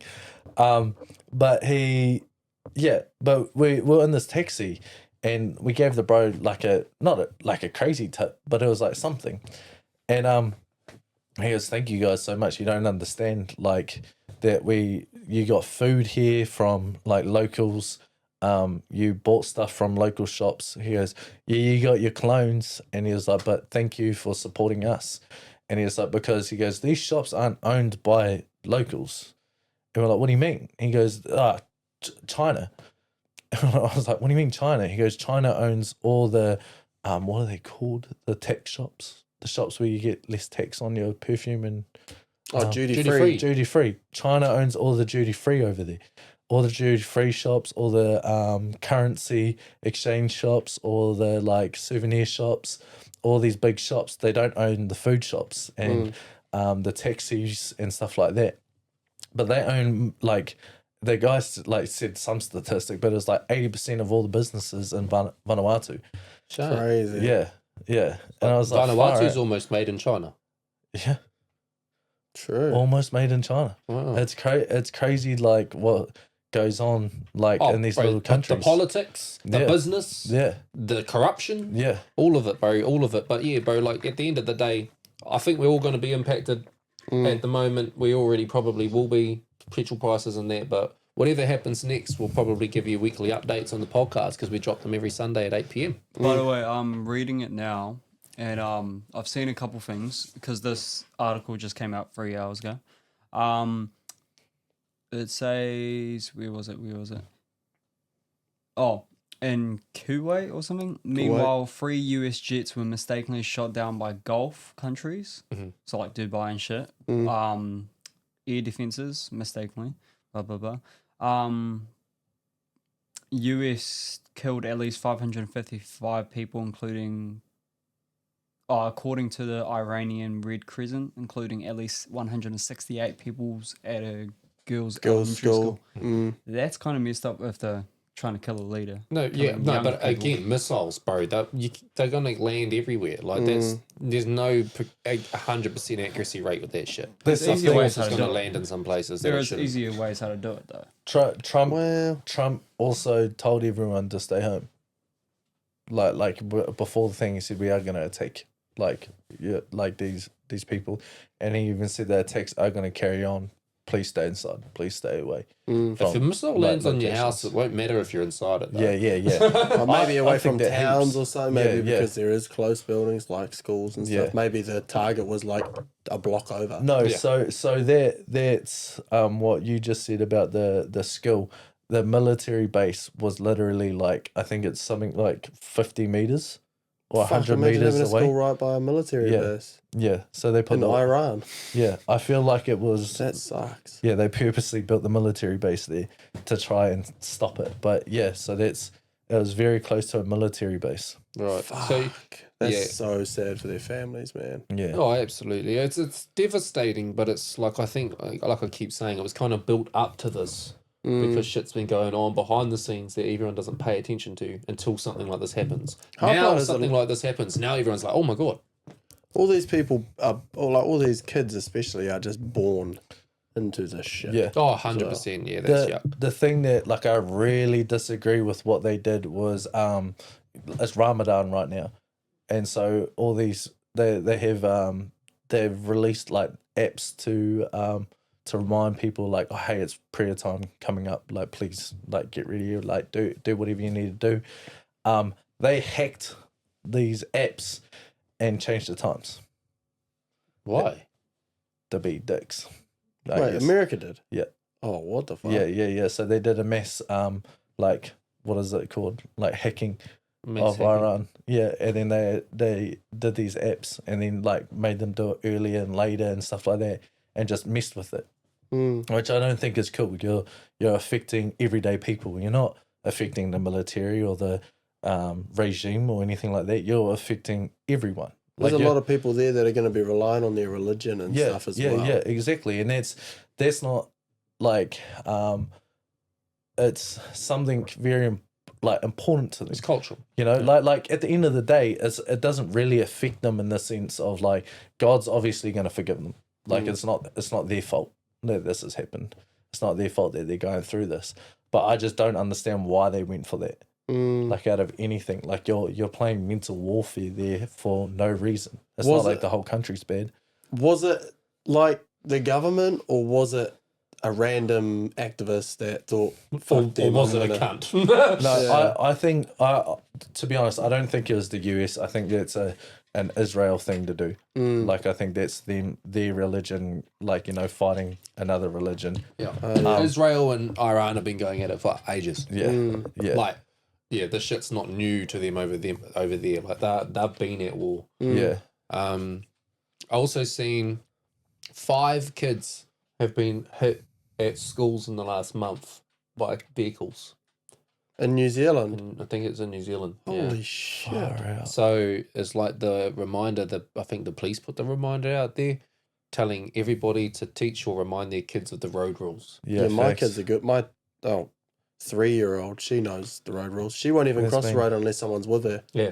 And I'll been big stand on the that other with side of kids. the road. I'll be like, darling, there's no cars. You can come now. She's like, can you come get me? Yeah, that's I'm good. like, no, That's all good. good. Yeah. And it's hard because we live on a road that's direct line to school. Yeah. So it's a busy road. It's not like a highway, but it's a busy road. So I'm glad my kids know that. I'm Yeah. currently getting a big fence with a nice big gate, so that my kids can't get out anywhere soon. So Sorry, Karen. It was Israel who hacked the Iran.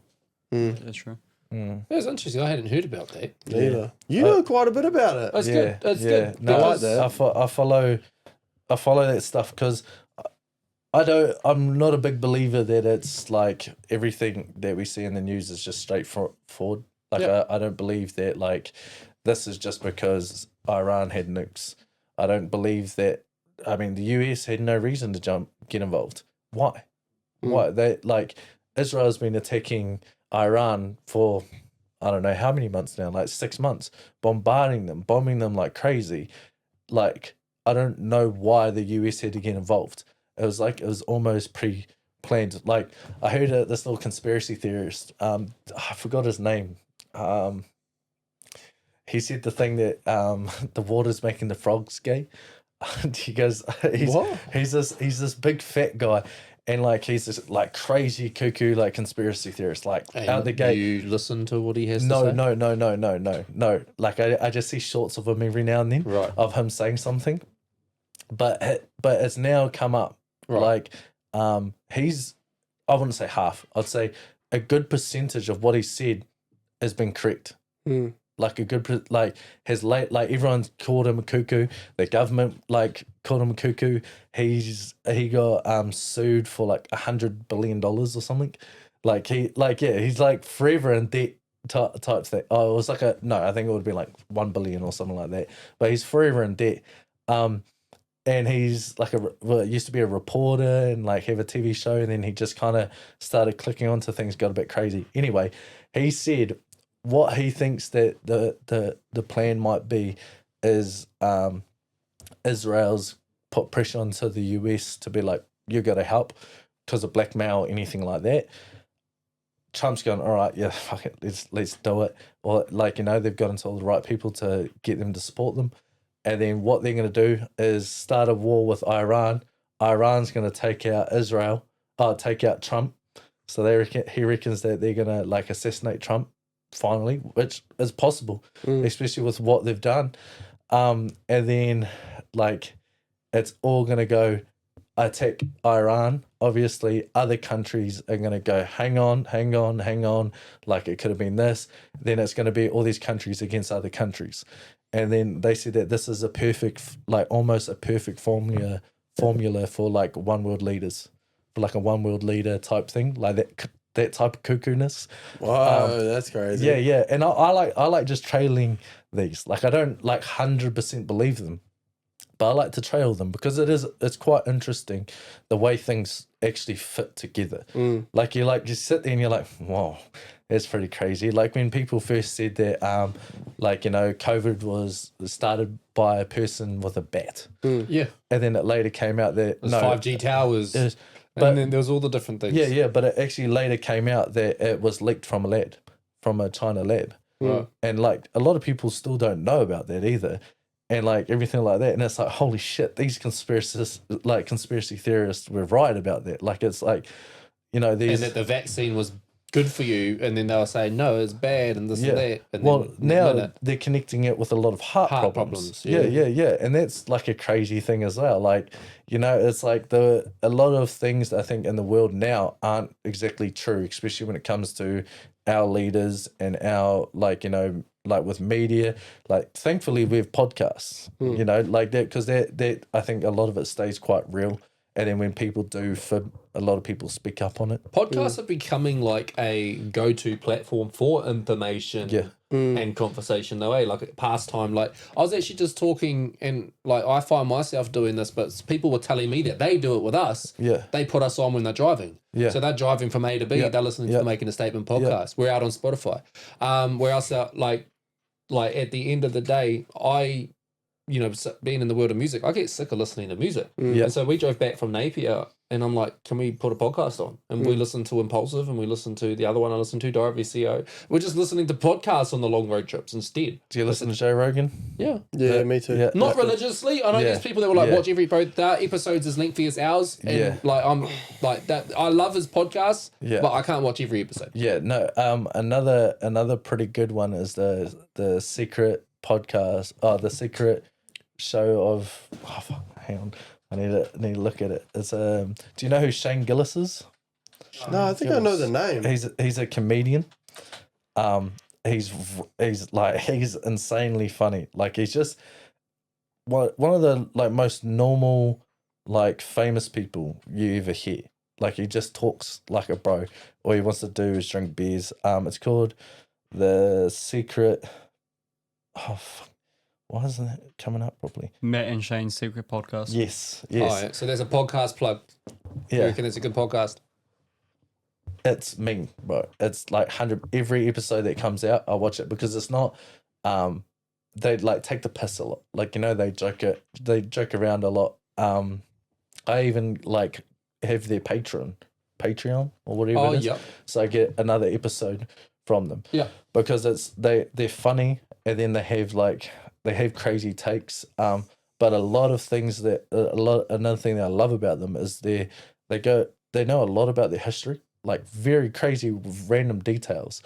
They're not woke or anything, and they're quite like just straightforward and like pretty crack up. And they have like different episodes with like they can have like different people on, but it's never too serious. And that's the thing that like I love about it the most, is that it's not like just crazy things. It's just them just talking like how we are, just talking about daily like events, everything. And then like, yeah, it's just I love that podcast. I love Joe Rogan, and I used to listen to Impulsive, but I kind of started feeling like Logan was quite fake in it, like in his podcast, like the way that like he would laugh at something and you'd be like, that wasn't actually funny. Like that wasn't like, you laughed way too hard like that, like you're fronting for the podcast. And I was like, I actually can't watch you guys. And then his co-host, I felt like the same thing with him, like he was like quite faking it, and I was like, ugh. I have a feeling that they're over the podcast a little bit. Yeah. It doesn't feel the same as when I first started watching it. I watch it more now than when it first came out. No, see, I liked it back when they first started it. I don't really watch it that much anymore. That's funny. Yeah, I watch it more now than I did previously. I think it's gotten better with it just being Logan and, is it Mike? Yeah. Well, it's still mainly on Logan and Mike. It had that other fella as well. George. Yeah, George Janko. Yeah, George. Yeah, He's got a mean podcast out too. I've seen a few of his episodes in there. Yeah. Another good one is Theo Von's one. He's pretty funny in it. Like, and he talks to heaps of people. Like, one is like Jason Momoa. He talks to Jason Momoa, and I've never heard someone like a celebrity give us like New Zealand so much love. Yeah, fuck you. You can tell he loves. He's just shooting a new series here. Yeah, he's shooting a new series in Auckland. Yeah. By the director of Sons of Anarchy. Yeah, he's the producer of it. Oh, yeah, and him and I have a feeling, I don't know if this is real, but I have a feeling it was him and Batista. Oh, so that's a movie that they just dropped. It's on Prime. Oh, okay. So then maybe it's not there. Maybe it's not Batista in that, but he is doing that season. Yeah, I've seen that. And other news, Scream 7 came out. Oh. Or is it Scream 7? Scream 7. I haven't seen it yet, but apparently Scary Movie 6. Scary Movie. Scary Movie 6 trailer came out. Yeah. Good timing there. I think they did that on purpose. Yeah. What one have you guys got on your radar? Scary Movie. Probably Scary Movie. Scary Scary movie. The Movie. trailer. Apparently- It's like so the OG funny. characters Yeah, but and everything. apparently they're like going all in. He said, "I don't give a fuck about cancel culture. We're not running the, we're But they changing." never have though. There's No. always been some real. But the fucked world up has shows. changed massively since then. Like, way different. The world is way different in PG compared Yeah. to 20 years ago. Ah, when it fuck, came who out cares? last. It's just a movie. At Yeah, the end yeah. of the day, eh? So I'm excited to see what buttons they're going to push with it, bro. I am absolutely looking Yeah. forward to it. There's another one too. Oh, I'm looking forward to Mortal Kombat 2. Hang on, boys. I just need to go wharipaku. You're going to go do a tinkle. Yeah. Out your dinkle. I've not actually watched any Mortal Kombat. The movie, bro, the movie's really good. You need to watch the one on Netflix. I swear, I watched it. I didn't think I would like it, but I really liked it. I can't wait until the second Mortal Kombat. Yeah, it's really good. It's really well done. It looks good. It feels good. And the sequel's coming out in May, bro, to the movies. Sorry, I'm just having a look at all the movies that are coming out this year. We don't know all the movies. Oh no, I'm just seeing the ones that we'll probably know. Cuzzy B's just Oh. messaging me. Why? Dills, as you know how you love me as, Come pick me up, as. like as. So what he said. Oh, you know what movies I've been watching? What? Medea. Medea? Have you never seen Medea? No. Oh, you Medea, guys need to watch Medea. Medea. Okay, so have you seen? Is it Mrs. Guiltfire? Nah. Mrs. Doubtfire. Mrs. Doubtfire? Nah. Is that the one where the guy plays the girl? Yeah. And it's the comedy one? I know what you're talking about, but I've not seen it. So it's the same thing, but it's in. Isn't that Robin Williams? Oh Yeah, wait, no look at shit. this. Sorry, we'll watch. Sorry, wrong show. It's Oh, I forgot her name. But yeah, no, it's this guy who plays a lady, and she's real funny. You guys need to watch it. It's on Netflix. Okay. Nah, not seen it. It's a funny movie. I kinda go to I sleep. think I need a tinkle. I do No, need, what I is need a with tinkle too. yous? What? I need a tinkle too. Well, you can hold it. Actual factual. We got a Actual podcast fact. to shoot. Hey, Your tinkle made me need a tingle. It's a long tinkle too. Bet you feel Nice. good going into that next lot of your load of tea. Yeah. All right, bro. I want to take us back. You've lost your parents. Yep. You're then off to live with your brother. Yes. Your older brother who's like 40, 50 years Yeah. old. Yeah. Yep. And you said he was a racist. Yes. What's the backstory to that? Because it sounds like your dad's multicultural hard, right? Yeah. Yeah. So yeah. how does my dad's how does Māori. the son end up racist? So most of my siblings got fostered out. So like my dad was obviously spent like a lot of his life on the run, in jail, stuff like that. So never stayed committed to anyone. The only person he married was my mum. And yeah, so a lot of my siblings didn't really have my dad in his life, in their life. So to be honest, I think it could have been, could be a lot of things to do with stuff like that. I don't know a lot about his childhood. I know he had a abusive mum. Yeah, I'm very unsure. He grew up in, you could say, like what's that old saying, like the school of hard knocks. You know, like back when the teachers used to beat you, and he was in all boys boarding school, I think. Just stuff like that. So a lot of things could have triggered, I guess, the racistness to it. But yeah, like used to drive a Corvette with a Confederate flag on the back. He was all Oh, in so with he's like those. that racist. Like cowboy boots, watched cowboy movies, like full blowing redneck. Yeah, and yeah, when I moved up there, everything seemed fine. Obviously, I was gonna pick the person because like who had a Corvette. Yeah, it was sick. You know, when I was a kid, I was like, hell yeah. And then I like got up there. Everything was cool, and he like said shit like, you know, you're not gonna do the shit that you did like with your grandparents with me. Like, you know, I'm gonna pull you into shape. Rah rah rah. And I was like, yeah, well, whatever. Like, you know, cool as, you know. So I moved up to Taupo. So I moved away from everyone. And then like the first day he goes, I want you to write in this book out of this encyclopedia. I want to see what your writing's like. And I was like, strange. And I wrote, he goes, that's the messiest fucking handwriting I've ever seen. And I was like, boof, okay, like whatever. And then slowly, like it progressed, like within the week, that he would like come up to me and like he'd call me the N-word all the time. It was boy, or just straight the N-word. Didn't really call me by my name, and I was like, fuck, this is a bit crazy. Like, you know, whatever. Took it on the chin. And then he would just do things like he'd just walk up behind me and just smack me in the back of the head. Like, what's that for? You know, and I felt like it. And then it like progressively started getting worse. And then I went to school and like I played up at school, come home, and holy shit, it was just like a different world. And then it really like progressively started getting worse. Like it just went, phew. Do you mean like hidings and stuff? Yeah. It wasn't traditional. Like it wasn't like he'd beat the shit out of me, but it was like a lot of mental games. Like he would sit there, and I'd do something bad, which wasn't considered bad in my eyes. Like I'd swear at school, the teachers, or I'd not do my homework, and then he'd sit me down for 3 hours and give me like, it could be longer, like this just a massive lecture about how much how useless my family is, how useless my mum was, how useless my dad was. He told me things about my parents, like apparently my dad was quite abusive, and I didn't really know that yet. And then I found out that apparently in a CIS report it says that my dad smacked my mum's teeth out with a hammer, and then he constantly just repeated that into my head.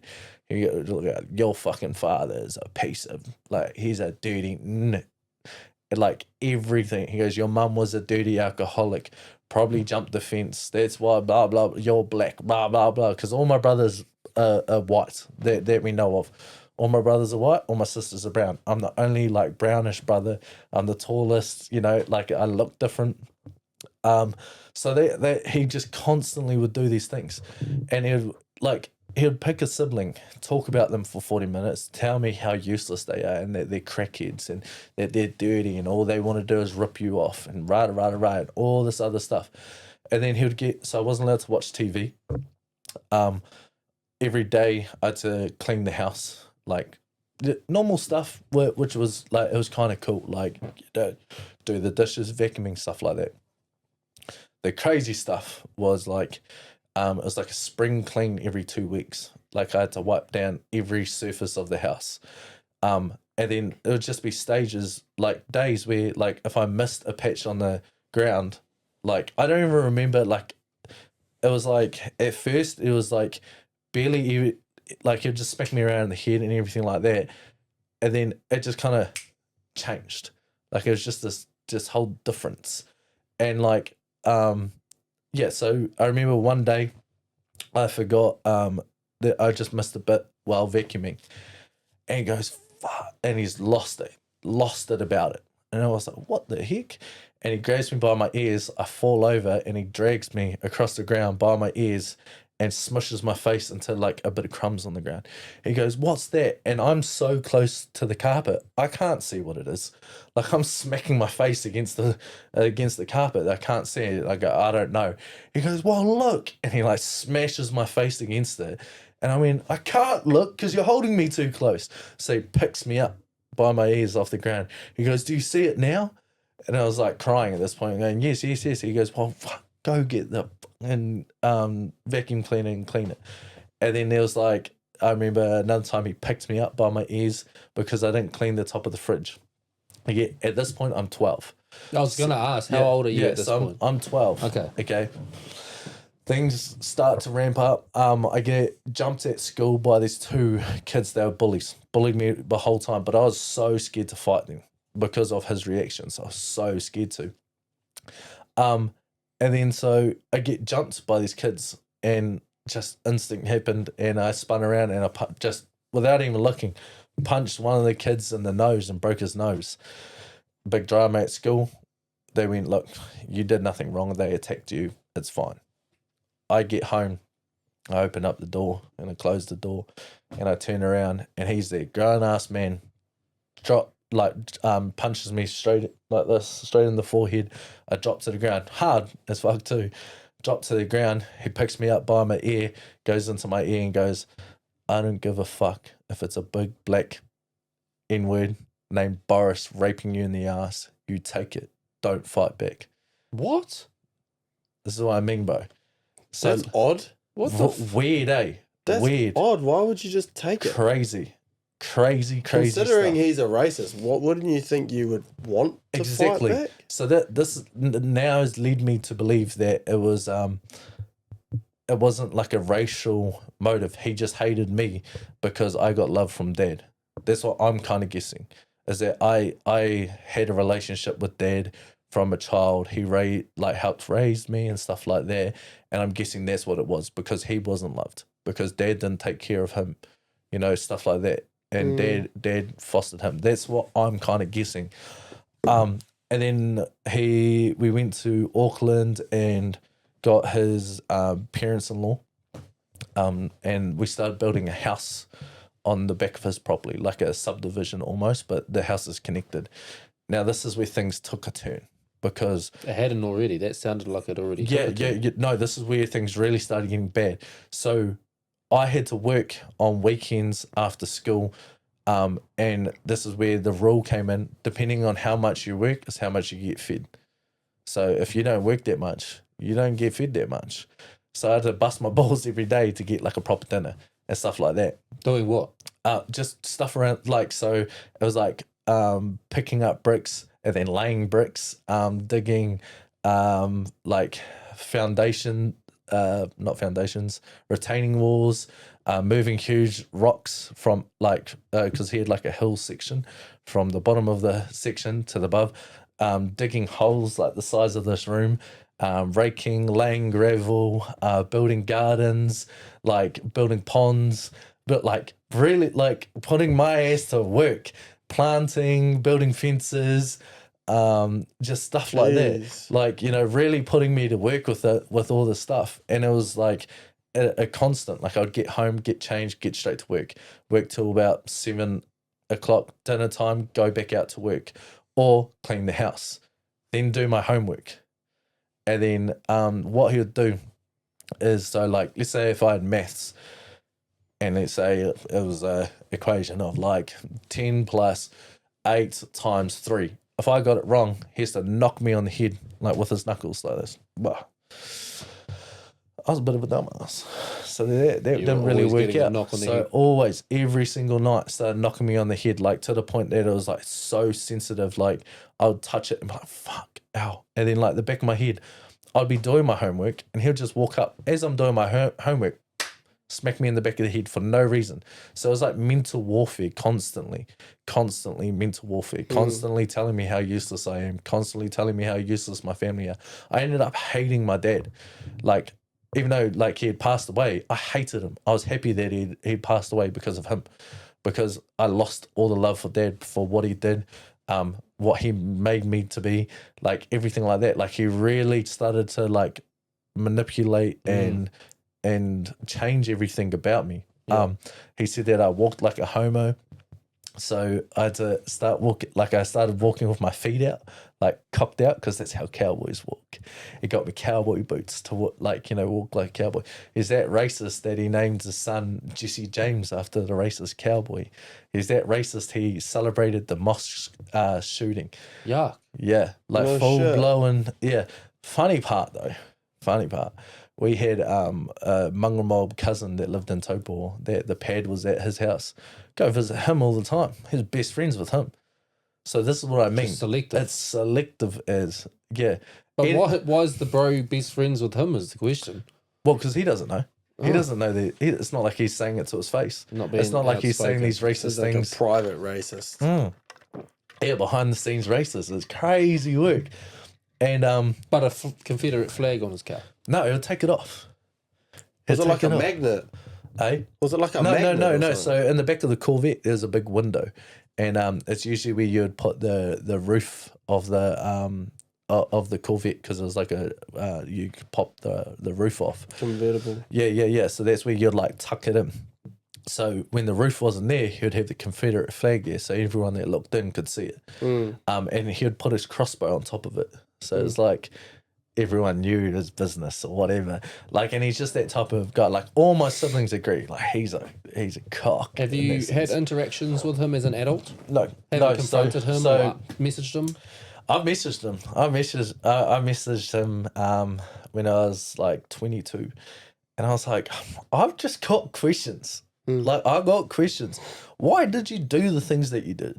Like, why did you take that approach? You know, I obviously just needed love. Like, I just needed somewhere to grieve. And then I was like, I'm not getting a reaction from him. So I like have a couple of drinks, and then I'll be like, I'm gonna message, and I'd say something, and I'd be like, message me back when I'm talking to you, boy. Like, just stuff, trying to get a reaction from him. Because so what ended up happening is, while I was working and doing all these things, I started stealing food, and because I was hungry, you know, I wasn't starving. It's not like he was starving me exactly in that sense. I was getting food. Just, I was still so hungry after dinner. Like a 12-year-old, I'm fucking grown, you know. I was 6'3" for a reason, like, you know, like, it's like all these things. And then after school, when he started working again, I had to go with his wife to she worked at like a medical centre in Taupo, and I had to sit in the car and read a book. It was kind of cool. It was chill. Like, it was like relaxing. I didn't need to watch out for him. I didn't need to watch out for anyone. I could just focus on my book. And then I found out that in the smokers area, under the kitchen sink, they had, like, you know, those double doors for like kitchens. They had it like halfway packed full of biscuits. Like, every type of biscuits, like fancy ones, everything like that. I'd go in there, stuff 2 down my, like, whole packs down my pants, go back into the car, eat 4, get sick of it, and then take them home and hide them behind my bed. And then, I remember that this is like, the build was real super stressful for him. Like, he was working till like 12 o'clock in the morning to get shit done, but I had to get forced to go to bed. He'd be like, yeah, fuck off to bed then, you useless cunt. I got to go to school the next day. You know, it's now 10 o'clock at night, and it got me out here working. You're 12. Yeah. 12, yeah. And then, and then I remember one day, I saw, you know, like when you feed babies little applesauce. Yeah. Yeah. Got real curious on what that tasted like. So I stole a can. Okay. I had to say, they bought, like, there was an extensive amount. It wasn't like there was 2 left and I stole from his kid in that sense. But that's how he saw it. He saw that I stole off his baby. And that when they found it, but all that stuff behind my bed, holy shit, World War III happened. I got home from school and it was just popped off. They were in my room and he was screaming at me. And I was like, can I sit? It was like summertime, just getting the summertime, super hot. And I was like, can I sit down? I'm feeling like faint. And he goes, oh, I don't give a shit. His son, I won't say his name, used to pull that shit all the time. Rah. You're not tricking me. And he kept on yelling at me. And I went, well, fainted. And then he kicked me to wake me up. Oh. And then, he let his wife, because she was obviously, I think she was a nurse, told him to go because she saw me faint and actually believed that I was faint. So what triggered that? Their reaction to you, or was there something else? It was just hot as hell. It was hot as hell. I didn't have enough water, and the pressure finally got to me. Is like, I was taking a lot of it. I would go home. I'd go home for holidays, and my grandparents would tell me that they didn't want me there because I was being disrespectful to Kenneth and rah. And I remember I was there, and all my family was there, and I was like, fuck, he hits me, eh? Like, he actually, like, beats me. And, like, he's real racist. And they're like, we don't believe you. You're a liar. That's all you do is lie. Because what I didn't know is my brother was telling them all this stuff that was happening. And I was like, shit. Telling them all what stuff that you were doing? Yeah. But I wasn't even exactly doing the stuff. Like, I was just being a kid. Like, at the end of the day, like, I got into fights at school, or like I had crushes on girls, or I wanted to go out, or I just didn't clean my room, or like I'd do stuff like stuff some clothes under my bed, or wouldn't clean out my bag when I like got home, and then after a week the fruit's gone like moldy, like just stuff like Standard that. kid stuff. Just typical kid stuff, but it was the end of the world for him all the time. Like I remember, so then when they found all the stuff, it was I think stood up for about 8 hours after later on that night, and he sat there and just told me how much, like he told me stuff that he was gonna chain me up at the back of his tow truck and drag me across the ground, and he'll show me what the end of the world looks like. And then he was gonna take my dead body and take me to I think it's like the moon, something that it's like the hot pools in Topol. That's like over by like moon craters or whatever they're bloody called there. And he goes, no one will find you there in a hot pool. No way, no one swims in there. It's too hot. Your body will just disintegrate. He goes, that's what I'm gonna do to you, Patrick. And then like he'll just say all these other things. He goes, you think God, because before this also, about a month before this, I opened up to my counsellor, because SIFs made me go to counselling. And then I went to counselling, and I finally built up the courage after like the 8th meeting with her to tell her that, hey, my brother does these things. And that's a big moment in itself. That's hard. She tells her boss calls my brother and tells my brother what I've just said. And she wanted to make sure that's what's happening. The fuck? So by the time I got home, my brother was out on the deck, and he goes, hangs up the phone, he goes, guess who that was? And I went, who? He goes, blah, blah, blah. And I can't remember her name now. And I went, shit. And he goes, you think I fucking beat you? You think I beat you? He goes, the stuff I used to do to Chris. That's his son's name. I don't give a fuck anymore.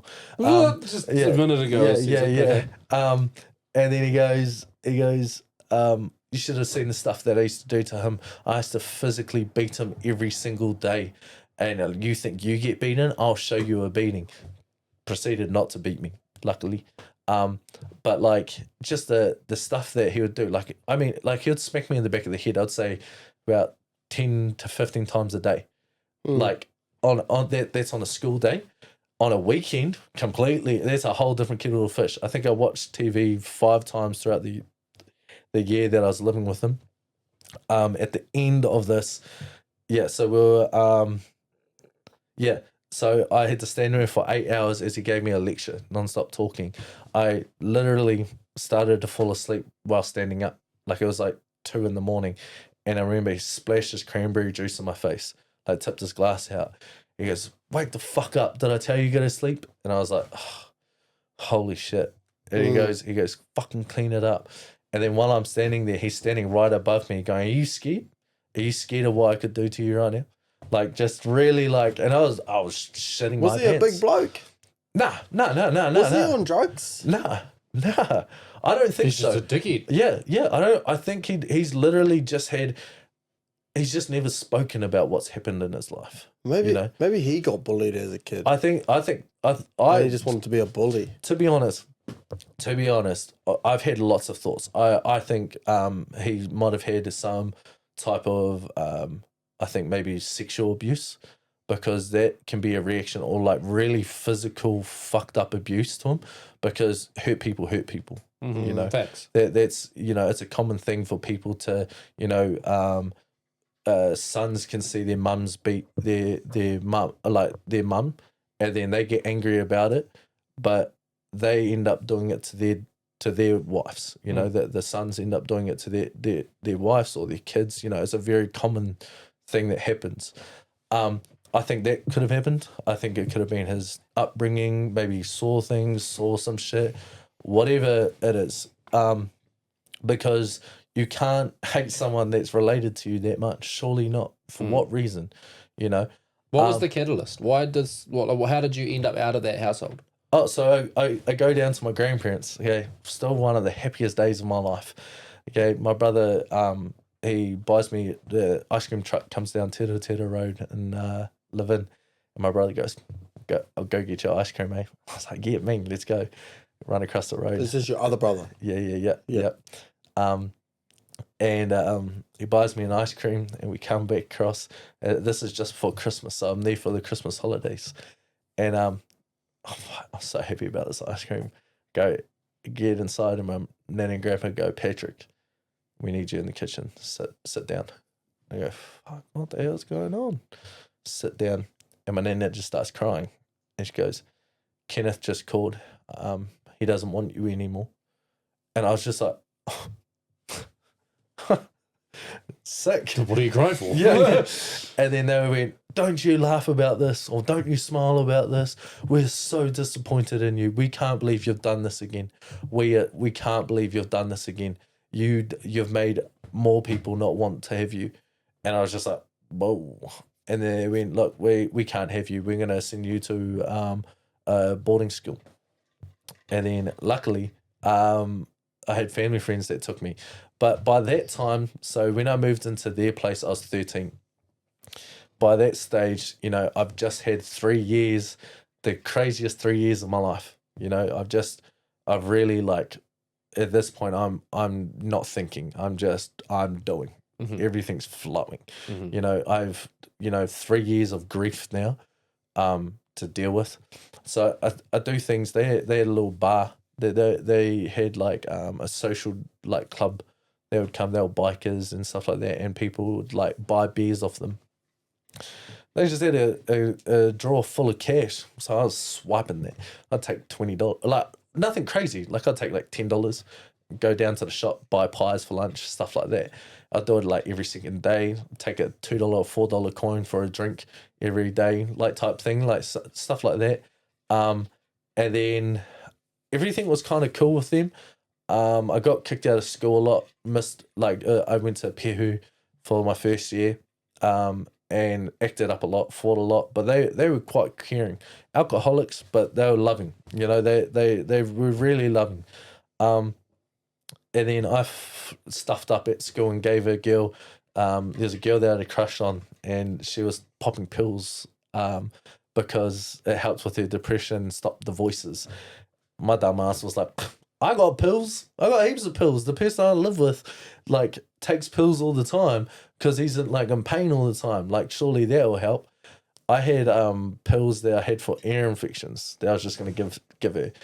I just looked at the bottom. I don't know what they were called. Just looked at the bottom, and they had similar colors to tramadol. I grabbed the packet of tramadol and gave it to her, and I mean, I think these are strong ones, so watch out. And then because I realized, and then she ended up taking like 4, and then trying to give them to other kids, and then those kids snitched. And then I got in trouble at school. I freaked out. I ran away. I ran away from school afterwards because I thought they were going to beat the shit out of me because I was so had that ingrained. Yeah. And then they went, come home. Like the cops took me home. And then they went, look, sometimes we think, she said something crazy to me. She said, sometimes we think that we're doing an angel's job, but we're actually walking the path of the devil. And that's what you've done today. Like, you didn't mean to do what you did. You thought you were doing okay, but you didn't stop to think. She goes, we're disappointed in you, Patrick, but it's only because we know you can do way better. Like, we've seen it. Like, you can do better. Like, just stop doing silly things. And I was like, oh, okay. And she goes, you are grounded. You're not allowed your PS2 or whatever. You go home, you come straight home. Like you go to school, you come straight home. That's going to be like that for a month. We need you to read at least 2 books in this month. So every day when you come home, you do homework and you read a book. And she goes, does that sound fair? And I went, yeah. And so every day it was happy as Larry though. Every day it was happy as Larry. But then I got out of it and I went, oh, can I walk the dog? And they went, yeah, go on. And then I'm walking the dog and Shannon, and I get outside the fish and chip shop and I find a wallet there. The wallet's got like $400 and something cash in it. And I went, took the IDs and the cards out, took cash home. And then showed it off at school, and then these girls showed up to my house and went, he stole my uncle's money. And then I lied about it, ended up getting caught with it by like a group of other people around Shannon that I told, like other kids I went to school with. They all met up at the pub and they went, oh, your boy had heaps of money apparently, rah, rah, rah. And then so like multiple people told the same story. So when he came home, he was like, you got to tell me the truth. I didn't tell the truth, and he backhanded me. And fuck, that made me... Triggered. Yeah, triggered the shit out of me. And I was just like... And he was like, I'm so sorry. I'm so sorry. He goes, I just hate that you're lying to me right now, Patrick. He goes, I've done this over the week. He goes, I'm so sorry. He goes, did you take that money? And I was like, yeah. And he goes, fuck sakes. Was that your one outing where you were grounded for that month and you did that? Yeah. Bloody hell. Yeah, one job. But a 13-year-old finds a wallet with $400 cash in it. Bro, I'm going to tell you, there's- this is facts. When I was in Sydney, found a wallet and it was filled with cash, and it was a phone wallet. So it was the phone, Yeah. the cash, the cards. But Yeah. I had a driver's license. The driver's license had the address of the person on it. And Yeah. the address was like a whole nother bloody fucking, like, I'm talking like, I'm in Sydney. So if Yeah. you're going anywhere, you're going for hours. Yeah. And he lived hours away. Trying to work out what to do, big wad of cash and Yeah. brand new phone. I'm in the car drive, starting to go to drop this phone and money back to Yeah. the guy. And then I get a phone call on this phone. And I Yeah. answer it, and it's his daughter. She's like, oh, you've got my dad's phone. Where are you? How did you got this? Blah, blah. I'm just on the way to his house from the address, like, gonna go give it to him. Yeah. She's like, oh, he's with me here at Macquarie Fields. Can you come to my house and, we could give it back to him? I was like, absolutely. Legit, bro. I pulled up, thinking, fuck, I'm a hero, bro. I got this person's shit. Like, I haven't stolen nothing. I wanted that money. Yeah. I go to give it to him, bro. He checks his money to make sure I didn't steal anything, barely said thank you, and carried on about his day. I was like, oh, Fuck, should have you taken your money. fucking cheeky cunt, checking that I didn't steal your shit And you while just I'm right in travelled front to- of you, instead of saying thank you. Bro, and then, like, no shit, no word of a lie, within a few days, my ex at the time left her phone on the roof of the car at the train station after leaving the train station, went on the ground, run over, and we need to buy a whole new phone. And I was like, what kind of karma is this? It's you should have taken his money, Carla. I know. There's I an know. Yeah. I know. I still look back on that moment like, damn, I could have been X amount of dollars Yeah. richer. So I understand what your 13 But- brain was telling you. That's good morals. Yeah. Yeah, but good morals. it wasn't good karma. Nah. Well, was it related to that karma or something else that you did in the past? Oh yeah, maybe. That's a good way to look at it. Yeah. Yeah. I think that was good morals. Yeah. Like if you find money on the side of the road, you should give it back. Unlike this fella. Otherwise, you end up in shitty situations. Facts. No, I know this now. I know this now. But no, I got in more trouble for it. And then for some reason, towards the end of the year, I think it might have been like October or November or something like that. Something happened at the house that I didn't know about. I get home, stress levels are high. They got their son living there. Huge fucking was now a bodybuilder, but he's now CrossFit person, massive giant. I really looked up to him. He had cool cars and stuff like that, and they get into an argument in the kitchen. I'm watching TV, I'm having my afternoon snack, and they get into an argument, and he was like, you don't do anything around here. They're in face to face about to fight, and I was like, what the hell's going on? Like, this isn't that household. It's not what happens. I'm going, what the hell's going on? He ends up going, I'm out then. See you later. And then he looks at me and goes, what are you going to do? Are you just going to sit around? Or you just, what? Like, what? Because I'm yelling at you. What? Do you feel like running away again? Run away. Run away then. And I went, okay. And then so they bugger off. Every week they buggered off to the pub for their I think it was like The alcohol. yeah, but for the quiz night or whatever. Anyway, yeah. So I was like, yeah, sweet as. And I went, cool, I'm gonna run away. So I slept in the Shannon bleachers that night, had like 8 knives surrounding me, had a photo of me and my mum, and I didn't have a wink of sleep. Got up in the morning real early, walked all the way around Shannon because I was worried they're gonna like track me. They didn't even know. They didn't even check on me that night. They didn't know that I'd run away. They found out in the morning when I didn't get up for school. I was already on the bus, gone. The bus driver goes, why aren't you in uniform like everyone else? I mean, for my anger management, I got to go on camp. And he went, okay. I had this huge bag with me, pillow, blanket, because I thought I'm about to camp out for however long until I find somewhere to live. Go to my grandparents, they tell me, get out straight away. They don't even ask the question. They go, get out. We don't want to hear about it. Bugger off. My brother follows me and goes, hey, a couple of weeks ago, I got our sister asked me if you wanted to live with her. Do you want me to call her? And I went, do it. What else could happen? She gets, she's at work. She gets someone to pick me up and drive me down to Wellington. I jump in her big truck and she goes, what's been going on? And I tell her everything that I can. She goes, you're safe now. Do you get that? You're safe now. She goes, you're living with me now. He goes, I don't want to hear any shit. Calls my grandparents up and they're like, good luck. And she basically goes, shut up. Like, tells them to shut up. And then she's fat, chubby, like, tattooed up, like, nearly my brother. Like, she'll throw her hands. She's nearly your brother. Yeah, nearly my brother. She's trucky, but she gave me the space to grieve. She when I moved down to Wellington, she gave me that just the space. A safe space. Yeah. She went, if you want to cry, you cry. If you want to be angry, be angry. Like, whatever you do, just tell me the truth. Don't lie. Don't break anything. Just be yourself. Did you hear from the family friends that you were staying with after that? The ones that you ran away from? I didn't hear from them personally, but I heard from other people that they were angry. They were upset. They said that they really wanted to help me, but I was unhelpable. And that they're disappointed and they don't care because they tried their best. Okay. How old are you now, sorry? So 13? I'm 13. No, I mean now. Oh, now 27. 13, now. 27 now. Yeah, sweet. Yeah, and then, from Wellington, I spent all my time in Wellington. Whereabouts in Wallis were you from? Happy Valley, Owhiro Bay. Oh, yeah. That's where I lived for, I think, 3 years. Went to school, Wellington High. That was crazy.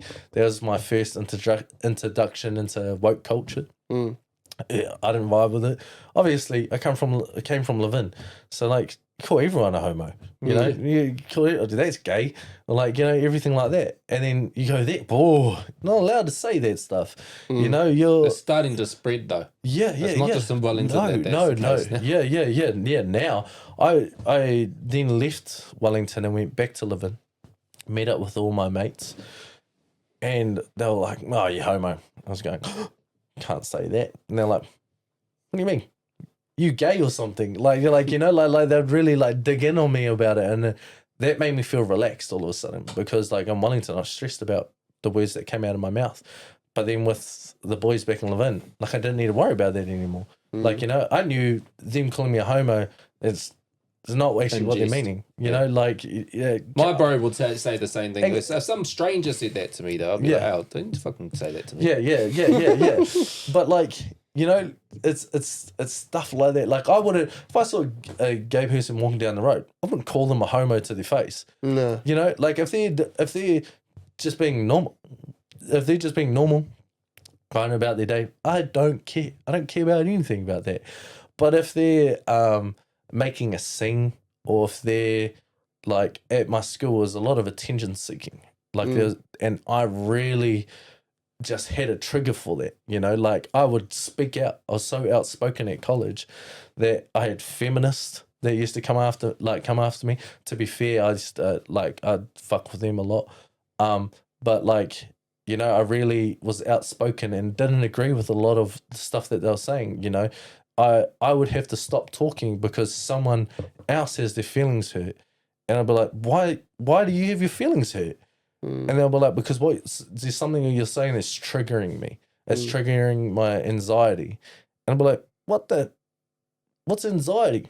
Yeah, like, very cool. Bro, I'm still trying to understand and learn that one. Like the concept of anxiety used to feel was quite foreign, and now it's just talked about on an open forum on a day-to-day basis between everyone. Yeah, and that's the thing. Like, I didn't realize until just last year what a panic attack was, what it truly was, and I was having panic attacks for like a half of last year, like, and my anxiety was through the roof. Like, I was always like jittery and like, you know, tense and everything like that. And I was having these panic attacks. Like, I'd be driving and be like, oh fuck, Feels like asthma, right? yeah. Like, I'm so out of breath. Yeah. And then like blah blah blah. And then still to I think it was my sister-in-law. She was like, you know, you're having panic attacks, eh? And I was like, no. Do you want to know something odd? What's that? The same scenario that you just did is exactly how I found out. Me too, bro. Driving to work. I was driving to work one day past the Rocket, and all of a sudden I was struggling to catch my breath properly. It felt like my breaths were real short. Yeah. And I was like, what the fuck? And then I looked in the rear view mirror and my pupils were real small. And I was like, what the fuck? And I was like, why is my chest so tight? And I was like, winding the window down. I was like, what is wrong with me? I wasn't even thinking about anything. Yeah. And then the siren goes off. Shout out the Fox and Fire Brigade. There's them going out and doing the mahi. Hopefully, it's nothing too serious. But yeah, so when you said that, I was like, oh, now I'm getting like chills. Same like, thing that's for the me, bro. Same thing. There was a day, and it was the day after New Year's, so it must have been January 1st. It was January 1st, so New Year's Day, not last year or the year before. It was a couple years ago. We all played Werewolf. Carlo and Gavin came over, Ricky came over, I think Hughes came over, Mum and Dad came over. That day, I had a panic attack. No one knew, but it's the only time it's, I think, ever happened to me. Out of nowhere? It happened out of nowhere, but what we got to the basis of what it probably triggered it, because at the time, you know, I'm going into not long after the fact, going into ACC. Wow, that's really loud tonight. And long. Yeah. What's today? Tuesday. Because I know Levin has a test one. Yeah, ours is Monday nights. Oh, and okay. it used to be every Monday night when That we we shot filmed. our podcast. Yeah. So it used to be in every single podcast. But that was okay because we could say this is just It a wasn't practice. this long either. That was just a practice, but now this is like a real situation. So hope Most of the time, if the siren keeps going longer, it's because they still need more guys. to respond. Yeah. Yeah. But sorry, anyways, we're playing Werewolf. I'm at this point back injury written off, like sore back, bad back. And it wasn't long before that we had the Christmas I had to cook at the barbecue. I could barely stand at the barbecue because my back was so sore. And so mentally, it was very draining trying to hide that from everybody all the time and trying to pretend like my back wasn't as bad as it was and still trying to commit and show up and do what I had to do. And the situation, because, you know, I go into the ACC rehab program for 6 months and I get therapists and pain specialists and counselors and all of these tools and resources down to dietitians and physicians and, you know, all the rest of it. And they had broke it down to me that I most likely had like an anxiety related panic attack by trying to mask the pain and, you know, trying to pretend and continue on like it wasn't there. And they said that that's probably the likely cause of that trigger. But I went out to the kitchen and I was like, what the fuck? Like, I thought I was having like asthma attack and I had asthma and it didn't help. I had to go to the hallway, bro, and I was like trying to breathe and trying to catch my breath and it was actually hurting. And then Aroha came out. She's like, what's wrong? I'm like, fuck, I can't breathe. I don't know what's going on. Like, she's like, should I call the ambulance? I'm like, hell no, we're not calling no fucking ambulance. What, everyone's here? What do you mean call the ambulance? She's like, I need to go tell all of them. I'm like, no, you fucking don't need to go and tell all of them. Because like at this time, it's probably caused by the fact that I tried to avoid the fact that, you know, I'm masking how bad the pain and that I was in. You know, the worst thing is you were trying to mask it even more, which probably made it worse, and then you start panicking more. Yeah. Yeah. But Bro, do you know I had set out for a whole half an hour. Like, I had to try and catch my breath for half an hour. Do you know what the doctor tells you to do? Practice mindfulness. So being mindful of the situation that you're in. So when I went, because that happened to me like 3-4 days in a row, and I was like, what the fuck? So I went to the doctor because I was like, I'm having anxiety attacks. And he says, no, it's panic attacks. He says, you need to practice mindfulness. I was like, what does that mean? And he's like, just know what situation you're in, take some deep breaths, focus on being calm, and you'll get through it. And genuinely, as soon as it happens now, like I can feel sometimes I'm like, oh, I'm about to have a panic attack. I think I start feeling my breath. And I just take a couple. I think he said you do,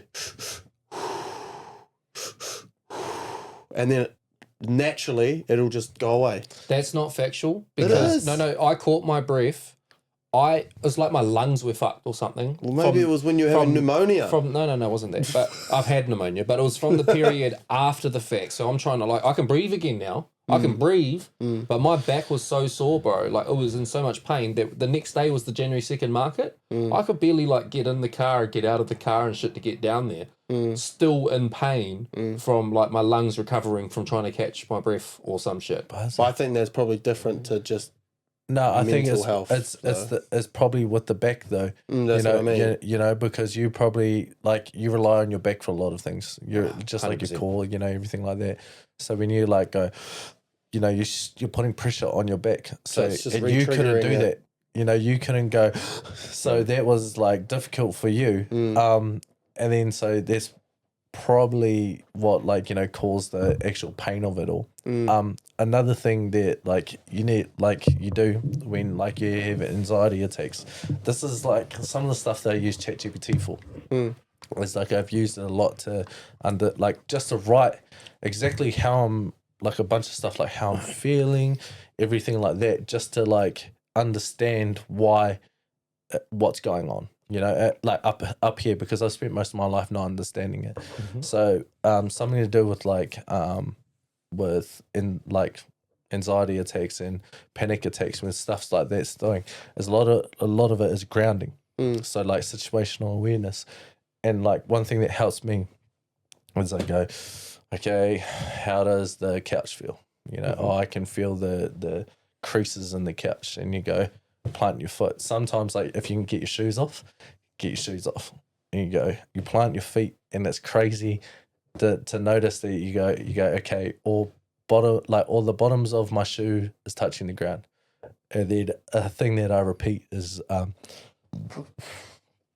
go, I'm here, I'm safe, nothing can hurt me. I'm here, I'm safe, nothing can hurt me. And I just keep on repeating it until I feel better. And just stuff like that. Little Do you stuff still like use that. that tool? Yeah, I still do it to Do you know what that sounds like? What? Mindfulness. Yeah, no, exactly. Genuinely, exactly. this guy is apparently a mental health doctor, and he Yeah. said mindfulness is the one thing that he stands by. Yeah. If you can just make sure that you know that this is exactly where you are in this moment, you can get through this. Yeah. Take some breaths, you'll be all What good. if you're But trying to I think apply with yours, that with a heart attack though? no, but you can. That's different to a fucking panic attack. But you no, egg. but it's bro. I was not sure what was going on. I was No, like, but am I what had a I'm- heart attack? Am I but asthma you know how attack? you said it's not factual. I think the part with yours is because you're in pain, and you can't just breathe and the pain's going to disappear. The pain is still there. So that would be why you couldn't get through it as easily as just something that is triggered by trauma or by someone's anxiety or something like that. Yeah, but the thing was this was it hurt my lungs. My lower back was where my injury was, my bottom of my spine. So I don't know how related that specific pain was, but the pain that I had after this panic attack was up my back, my lungs or some shit. It was just broken. I couldn't even roll over in bed, bro. If we talked to Arohali about it, she'll remember, bro. It was she was like, I'm going to take you to the hospital. I was like, nah. When she tells you to go to the hospital, you should go to the hospital. But there's been a few times, and if I listened to all of those times, I would have spent way too long at the hospital. But we're just talking about going and getting coughs checked and all that sort of shit, and you're like, nah, I'm not going to go. Do you know? Because I don't want to wait. Do you know it's a real good indicator? And it's funny, how people say don't Google your symptoms. ChatGPT it. That does the ChatGPT. same thing, sure. No, I no, did that no, when I no, had no. You know what? appendicitis. Actually, because I did that, my dad's just had pain in his abdomen. Yeah. And I said, this is what he's had, He's had these tests, nothing's coming up. What is it? It says probably some kind of muscles tears or muscle strains. Yeah. It was fucking muscle pains. Yeah. He strained the muscles in his stomach. Yeah. Oh, It was right like now? the very top thing. Oh, yeah, he's doing whatever they can. I don't know what it's called. Yeah. Physio or whatever, and just taking anti-inflams and Yeah. shit. But I've only got one kidney, so it's been a year since I lost the kidney. Wow. what from? So I had a valve grow bigger than it should have, and it pressed and pinched the tube from my kidney to my bladder, and it just caused my kidney to go, oh, okay, I can't push stuff through, so I'll start shutting down. And basically that was it. And I was up in Auckland getting a ute for my mate, bringing it back down because I actually had my own lawn care company at that point. And I stopped in Taupo because the ute broke. The front left suspension fucked out.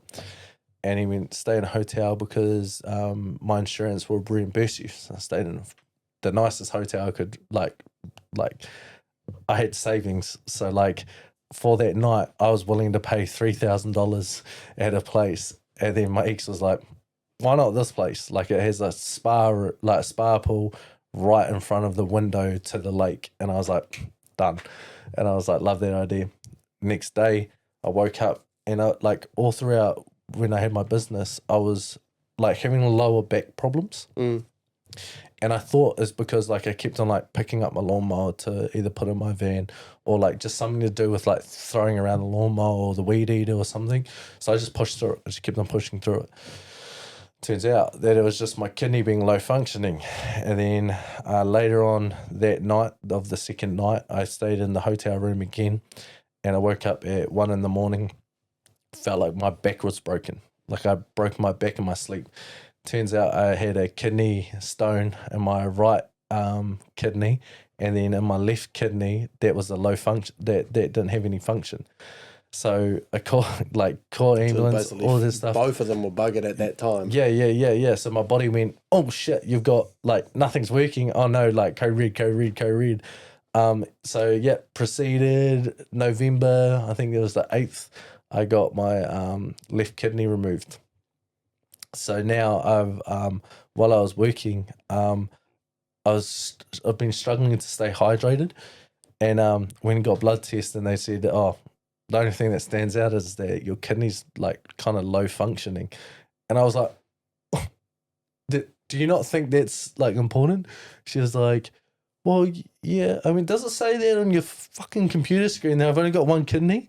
And she went, and I heard her click on something. She goes, oh, yeah, you do. Okay, so Is that why it's low functioning though? Because it's only getting the results of one kidney rather than two? No, so they said when I was talking about getting my kidney removed, so my kidney was my left kidney was at 23%. That's its functioning rate. And they went, do you want to get it removed or do you want to keep it? And we can do surgery that way. I mean, keep it, obviously. And my surgeon went, oh, I wouldn't advise it. And I went, why? He goes, well, when a kidney is at, I think it's 22%. So I was like 1% above their threshold. He goes, when it's at this percent, he goes, we don't give you the choice. We like remove it. And I was like, oh. And I was like, what do you think? He goes, your other kidney will be able to handle it if you look after it. And I went, sweet, okay. So after that year, I was doing, I got into the gym, got a PT. Can I do a shout out from them? Yeah, okay. Shout out Yates Fitness. Shout out Yates Fitness. Hey, I know that. Yeah. I know that. It's a bro from Levin that started it. Nice. I've seen a lot of people share. I think Rachel Hutter was doing it for them. But heaps of people done it. I did it. I had to stop because I stuffed my shoulder. Amazing, right? So easy. Like he does like all the meals for you. You have weekly check-ins. You can message him 24/7. Doesn't matter what time. Yeah. Everything, and he helps you out so much. Like really motivates you to do anything. Anyway, with that, I was taking protein shakes, pre-workout, creatine, and having high protein meals. Not enough water there, brother. No. My water game. Oh, good. Yeah, beautiful. I was like having my water go every single day. It was the easiest thing. I love water.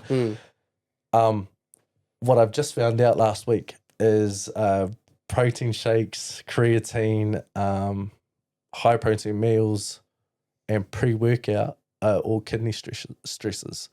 So for 5 months, every single day, I was smashing everything and was just putting so much stress on my one kidney. That's what I think is now causing me issues. So you're having issues right now at this moment with your remaining kidney? Yeah. Creatine definitely already knew that. I didn't know about the high proteins and stuff though. Yeah. But like with people with like two kidneys, pretty sweet.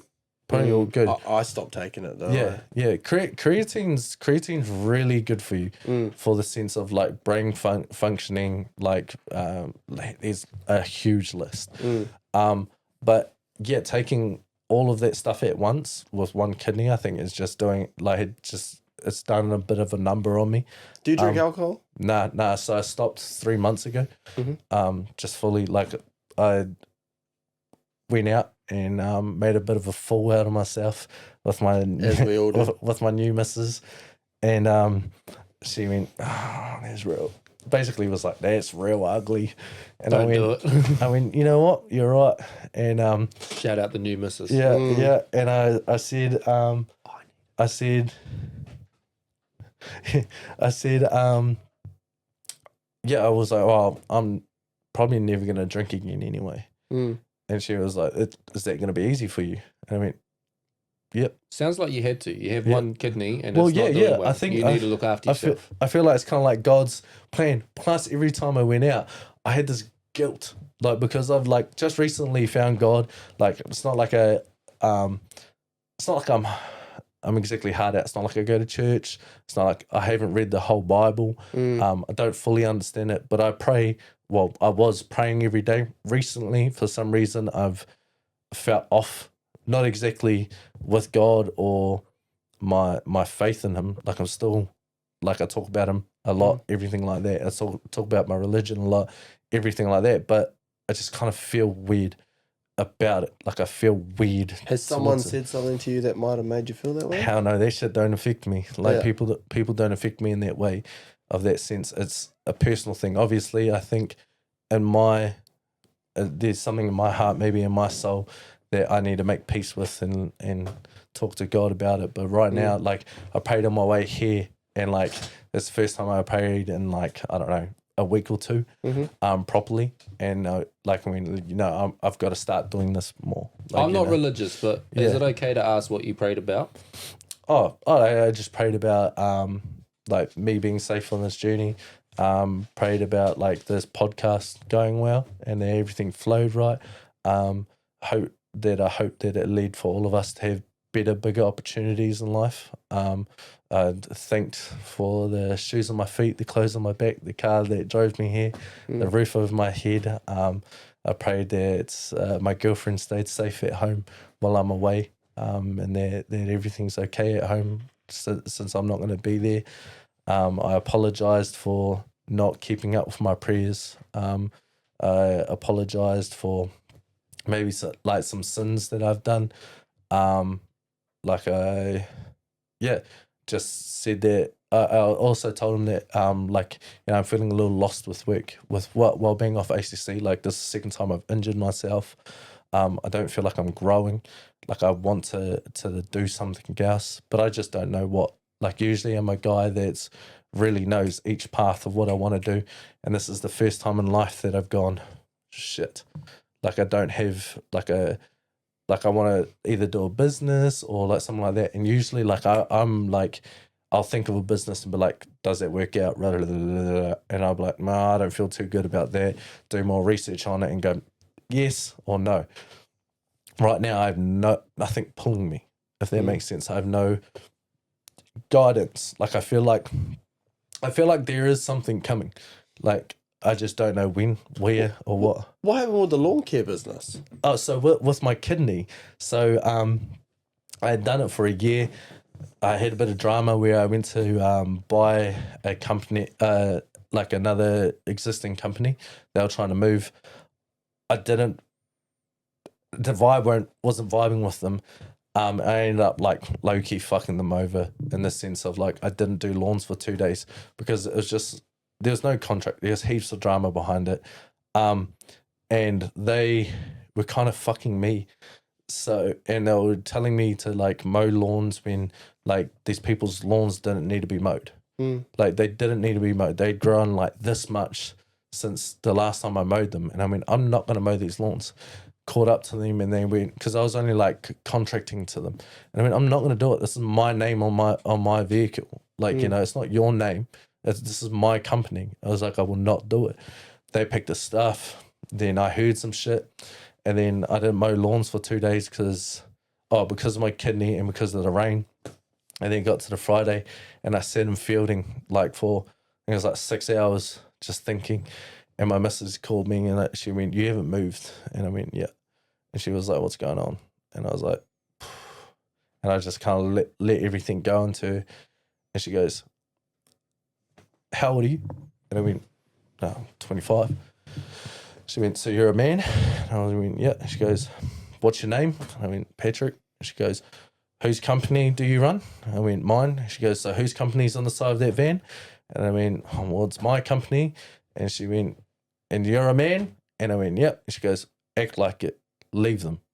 She goes, there's no contract holding you. Leave them. We'll get through it.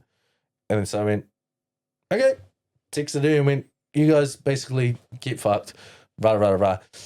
And I went, you guys have done all these things to me. And I went, I'm done with it. Like I should have been done with the first thing. And I don't know why I held on.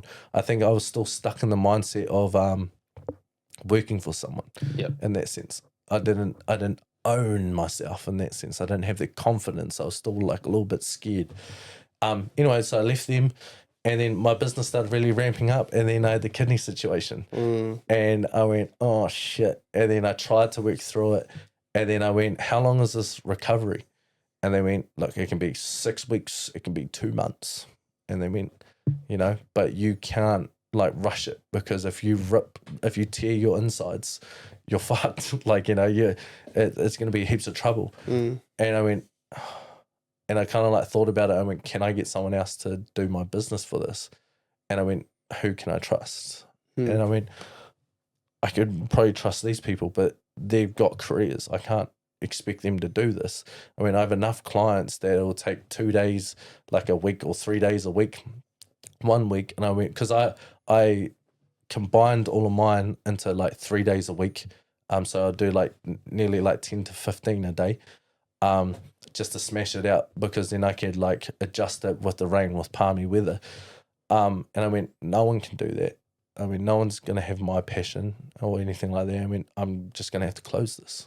Like I just gave away all my clients. Like I didn't sell anything. Like I just thought that was the right thing. Like I wanted to help out as many other people as I could, like other new mowing companies as I could with it. Sold my van, took off the wrap and everything, and went, fuck, at least I gave it a try. That's a hard pill to swallow too. Yeah. And it sucks that it was kind of taken away from you. Yeah. And it was hard. I enjoyed it. I loved doing it. I loved that. Like, I was like, not helping people, but like I'd do free lawns or like, people that were struggling. And I didn't post a lot about it.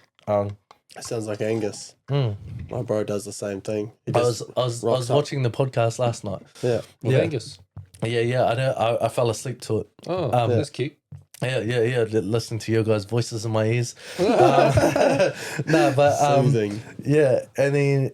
But yeah, no, there's one thing that you're talking about with something else, that you're talking about pay. You're telling him that he had to raise his prices. No, it doesn't tell him to raise his prices. So I was saying, because he's saying that when he first started, he was pricing as competitive as he could. But now he's got a bit more overheads. Like he's got a contract with Fulton Hogan. He had to go and buy like a ride on, and he's got all these things, and he does a lot of travel and stuff. Yep. So there's places like his Foxton run is now costing him money. Yep. And he was like, nah, but like you guys help me out and rah rah. And then I was like, and what? It's your business. The one thing I got taught is is like a guy, I forgot his name, the mower man. No. I need to remember it because he's a real good guy. And Palmy, he's fully booked all the time, all year round. You can't get in. Unless someone drops off, you can't get in. He's the highest rated in Palmy. And he stopped and went, you knew, bro? And I went, yeah. And we shook hands. He goes, in this mowing game, he goes, people aren't nice. Do you get that? I went, no. Oh yeah, kind of. Like no one really stopped to talk to me.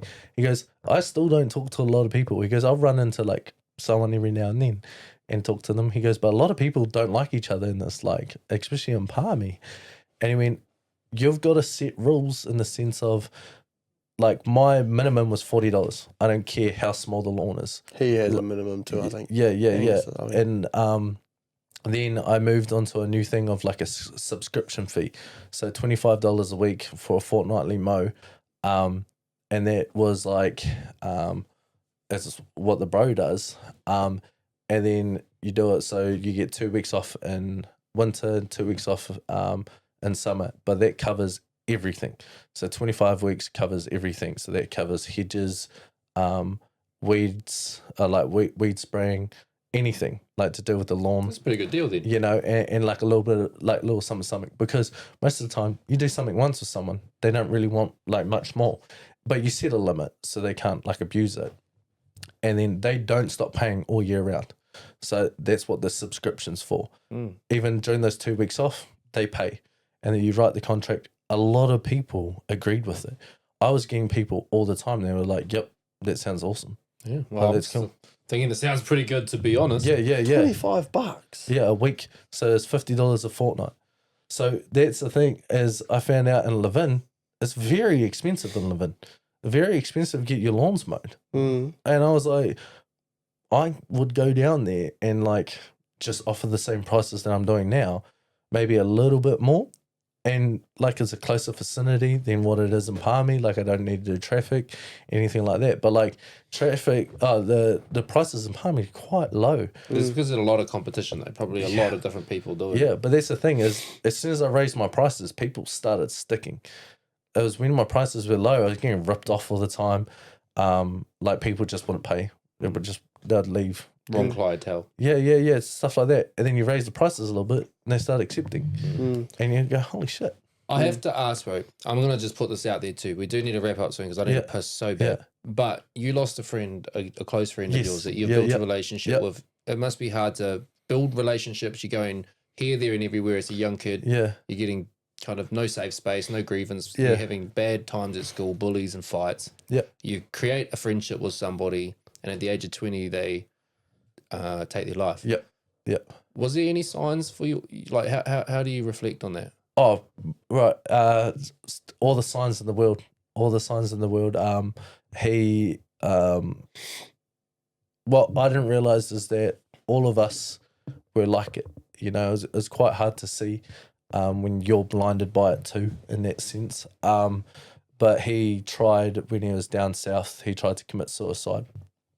And then he tried again, I think the week later, and then they brought his mum and stuff, brought him back home, and then we got on the piss, and then stopped for a little bit, and then he came back to live in, and me and him went on a bender for, I think he lasted 18 days and I went like 14 or 16 days.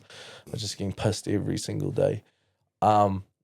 And then, like, obviously that's a pretty key point, that something's not all right. You know, alcohol abuse in that sense. Like his mum explained it to me afterwards, like about 6 months afterwards. She went, you know, drinking every weekend is called alcohol like abuse. And I went, no, it's not. It's just you're drinking. She went, no, if you have 4 drinks a day, like 4 drinks on the weekend, that's fine. But you guys are getting blackout drunk every single night, 3 times a week. That's not okay. And I went, shit.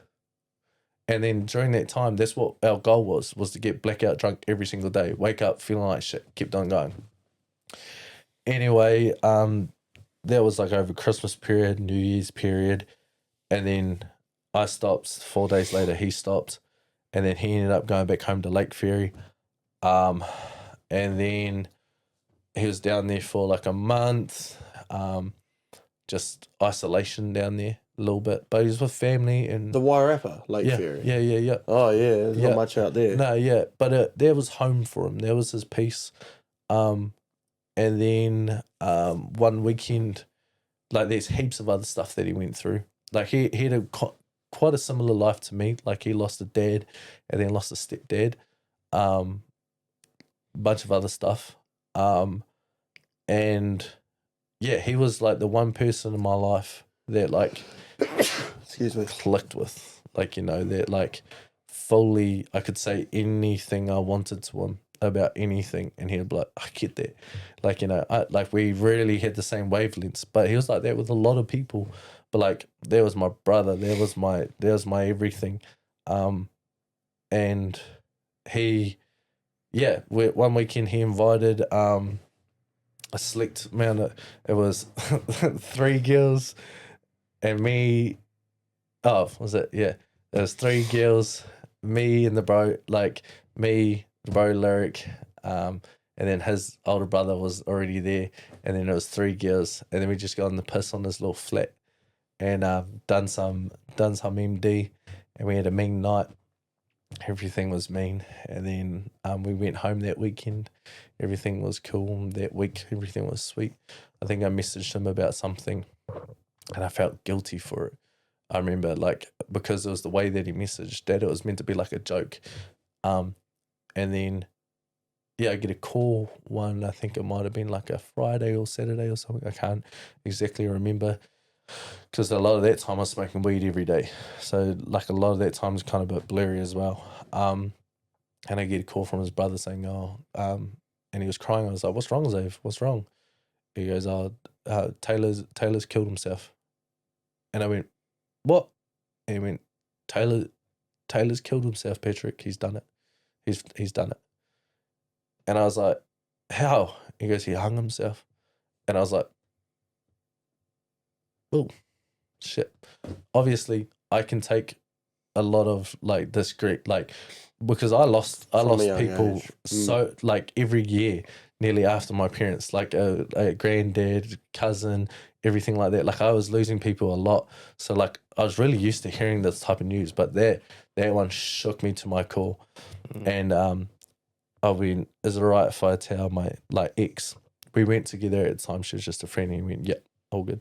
And I went, cool. And I went out there and I went, hey, you got to go see your mum. And she went, why?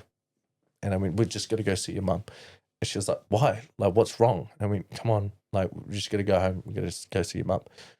And she was like, what's going on? And like, we got in the car and I went, just wait, we'll go see your mum.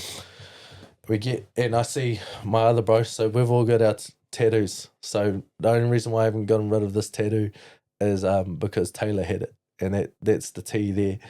And we all got these tattoos together. And I see bro Lyric. He pulls up and he goes, what up? And I went, he doesn't know you. And he was like, you all good? I went, yeah, bro, we're just going to go see your mum. And he was like, you sure you're all good? And I was like, yeah, bro. And he was just like, all right then, talk to you later, like, whatever. Like, obviously could sense there was something wrong. We get to her mum's place and her mum's not there. And I went, fuck. And I went, I don't know how else to say this. She was like, what? And I went, Taylor's killed himself. And she went, what the hell did you just say? And I went, Taylor's killed himself. He hung himself. Save just called me crying. She was like, you're lying. What? Are you serious? And I showed her like the thing, and like I had to double check. I messaged him. I went, you said Taylor killed himself, eh? And he went, yeah, bro. And I went, and she just burst into tears. And then the bro messaged me, Lyric, and he went, fuck. And I went, come around, bro. We left there, went there, and I still hadn't like properly cried, but like after that like we went his tongue, there was like 40 of us, of like us youngins there, and it was the love that was there. Any beef that was there dropped. Everything was just peace and love, and like everyone was there for everyone. It was beautiful. It was a beautiful send off. What was the importance of the mum? Why did she need to be there? His mum. No, you said you were going to her mum's. I was just worried. I wanted the support. I was worried about her. I was worried that she wouldn't be able to handle it. Right. You know, yeah. It's just, sorry, yeah. Makes sense. I just couldn't understand that part. Yeah. Also, you mentioned he had tried it before. Yeah. He had he had attempted it. Yeah. Did you talk to him about that? Did you guys have conversations about, hey, what was going on? Why did you do that? Come to me, talk to me next time. What happened there? Yeah. So it was always like an open book. It was always like, but it wasn't in that sense. In that time, it was a very toxic time. You know, like throughout our friend group, there's heaps of beef. I could tell, like, you know, blah blah, like Tom, Dick, and Harry about something, and they're telling the whole neighborhood, you know, everything like that. And so, but we did leave things open for him. But he, you know, you can only help someone that wants to be helped in that sense. He was practicing a noose that no one knew about in his bag. They found that, like, after he passed away, that his mum went through her bags, and he had been practicing how to tie a noose ever since he left the South Island. You know, like little stuff like that. Like, he was going to do it. Did he leave a note or anything? Yeah. So the part about that is one day we were smoking weed at the flat and living, and I said to him, because it was just me and him, we were bored, and I went, "Bo, have you ever felt like writing how you feel down, like what we've been through in life, how you felt in these moments, like, you know, anything like that?" And he's like, "I've thought about it. I mean, we're not doing anything. Should we do it?" So we went separate ways. I wrote down fuck all. He wrote down a big thing, comes in, Towers reads it to me. That turned out to be the start of his note. And so when his brother sent me the note, when his brother showed me the note that night, I went, "Oh, you mother." I went, "You are joking." And he went, "What?" I went, "I was there that day that he wrote this." Bro, I just got goosebumps because, Yeah. like, you're literally talking about he was writing a suicide letter and Yeah. read it to you. I don't to think get your he opinion, but he might not have been the no, thought no, yeah. process I at don't. that I time. don't think it was. It was beautiful what he had written. You know, it was beautiful what he had written, and I think what it was is that it was just fitting. You know, it fit right. It was something it was his heart on that note. Yeah. You know, it was something powerful that he had written, and so that's why he connected it to the notes. I feel like, you know, he wrote. I can't even remember what he wrote about me. Like I saw it that night, didn't see it again. It was something sweet. You know, it was something that I should probably remember. But yeah, he wrote notes for people closest to him and stuff like that. Still to this day, like till this day, I talk to him. I like you know, I swear at him. I went into farming for 2 years, and like the trippiest thing happened. Like that, he, I guess, led me to God, I'd say, in a way, because most days I was talking to him. You know, most days I'd be like, not in this way of like the way that I praise God. It was nothing like that. I'd be like, "Oh, you fucking dickhead." Like morning, bro. Or like I'd like touch a fence and get a shock and be like, "Oh," and I could hear him laugh, you know, like little stuff like that. Or like, you know, I'd do something cool and be like, "See, bro, like look what you're missing out." Like, because that was what we were like, you know, every time we were going to a car, it was a fight. You know, like, and this is 20-year-olds would fight to get into a car, to play shotgun. Side by sides, mowing the lawns, cutting wood, everything was a competition. Like, we were brothers, you know, like it's what it was through and through. Everything like that was a battle in that sense. And would brag to each other like, "Yeah, I got to do this today, you didn't." And like, you know, it was like that type of thing. So every time like I do something cool now, it's that sense. So I go, "Come on, brother." But in half of the sense, I do it for him as well. Like, you know, he's just still doing it with me. It's You're still keeping his memory alive. Yeah. In that sense, I'm going, fuck, we could have been doing this. This would have been crack out. Like, this would have been fun. It would have been exciting. And like a lot of the time, I still picture it. Like, you know, I still picture us doing it, whatever it is. You know, I still talk to him. I still abuse him. Like I'd say like 2 months ago, I had I was having like this like panic attack meltdown type thing, and I was home alone. And it would have been like 4 months ago actually. And I've got photos of my mum and my dad and the bro around my house and stuff. But I've got these three, and they're like, I feel like the best photos. And I've got them lined up. And just one day I just felt broken. I just felt real upset, real down in the dumps with just life, everything. Like I didn't know what direction like my relationship was going. Like I just felt not lost in that sense, but like I didn't understand in that sense. Wasn't like we're arguing or anything like that. It's just I had like just big. I had lots of feelings for this girl, you know. Yeah, I have heaps of feelings for this girl, and it was like it's hard to understand that exactly at that point. And so, but then like heaps of like just life problems were happening at that time, and I broke down, and I screamed in my room at the photos, and I went fuck you, because I've never really done that before. I've never really like yelled at my parents in that sense, and I screamed at my dad's photo. I went fuck you, you were meant to be here to protect me for all the times that I've been in danger and you weren't. And I went fuck you to my mum, and I went, you were meant to be here for all the times that I was sad and upset.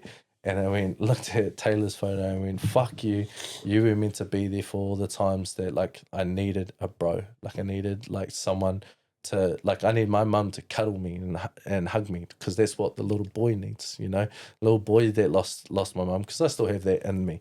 Like, you know, my if I had a genie that had 3 wishes, it would be, one of the wishes would be tucked in by my mum and kissed on the forehead again, nothing else. Like obviously if I could bring them back I would, but if it was just the most moment, just a moment, that'd be it. That's all I need. That's all I need to be like fully healed to fully like move on from it. But like I wouldn't say I am fully like healed or moved on from it, but you know, and I just had these goes and I just broke down. Flashback to the auntie that was swearing at your dad, and now next minute you're doing the same. Exactly. Forward in the future, you know, and I understood, and I definitely understand that now. And like I cried for like 15 minutes, like really like hyperventilating, crying, and then I went, and I called like my best mates, like a couple of my best mates, and I just, because I had this moment of clarity, and I called them and I went, I just wanted to call you to say like nothing's wrong. Like I'm not going to do anything, but like I just, like, this is a situation. I just want to let you know, thank you.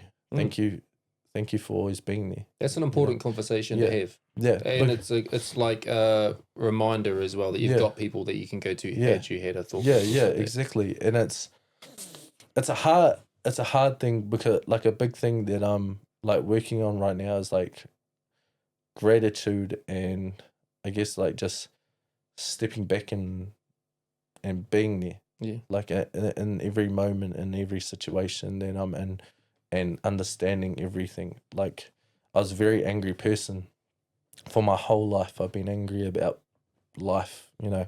Life's fucked me over, you know. Every single chance I get set back or something happens or anything like that.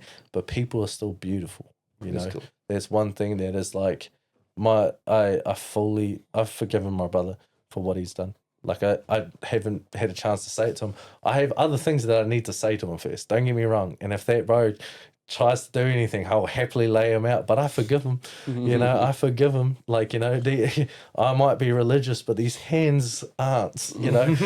But they are. But like in that sense, I forgive him for what he done. Like, you know, whatever has happened in his life, you know, that doesn't affect me anymore. Yeah.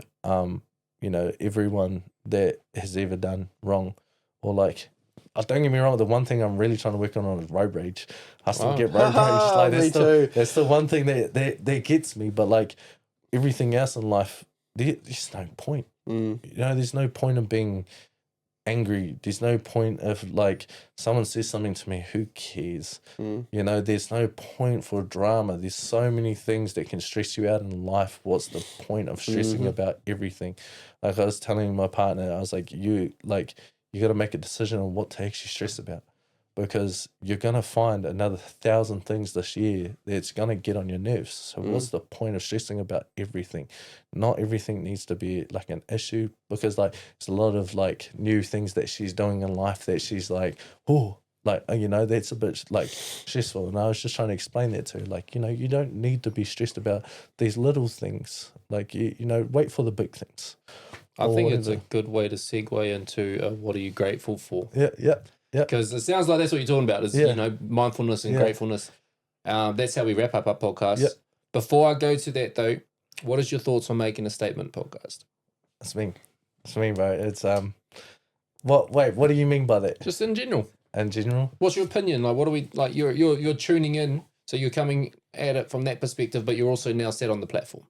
So, you know, how have you found it? It's almost exactly what it's like to being like listening to it in that sense. Like you know, like it's like I switched from Spotify to YouTube yesterday because I was busy doing shit, and then like when I like have the chance, I'd go back onto YouTube and go to where I was just to like see everything. Like the one thing was like the angle of the camera where I'd be sitting. Like I was like, fuck, where would that be? What do I like? You know, what do I need to expect here? This is like it's homely, you know. And that's I feel like that's the vibe that you guys give off, like listening to you guys and everything like that. It's welcoming and it's peaceful in that sense. You know, Nice. it's peaceful. Nice. I like that, homely. That's a new one. I don't think we've had that. I'm going to plug it out there again too. If you've sat this long to the end of this podcast, hit the subscribe button. You can do that. It's so good for our channel. It helps it reach new people and it helps the platform continue to grow. And it's free. It's free. It's so easy And to it's do. literally Click a button. It's that Facts. easy. It's that easy. Comment. Jump in the comment section. Let us know what you thought about this podcast and go and check out one of our other ones, because if you've liked this one, you're going to like whatever other one you might listen to of ours. If you're a guest potential in the future, reach out to us with your story with podcast@makingastatement.co.nz or DM one of us. You know, if you want to talk to us just like the bro here, he's gone from listener to guest, and any one of you guys out there may be able to do the same thing. Just message us. Let us know your story, the background, what you want to come on here and talk about. We might be able to line something up. We want to hear people's stories. It's everyday people. Yeah, you might see some people sit in the seat like Phoenix or Daily Dose of Pheno last week, who has a following and a backstory. But she sat on the seat as a person and she spoke to us as an individual and communicated as any other guest would. Whether there's a following or not, we're welcoming whoever onto our platform. Bro, what are you grateful for the week that's been?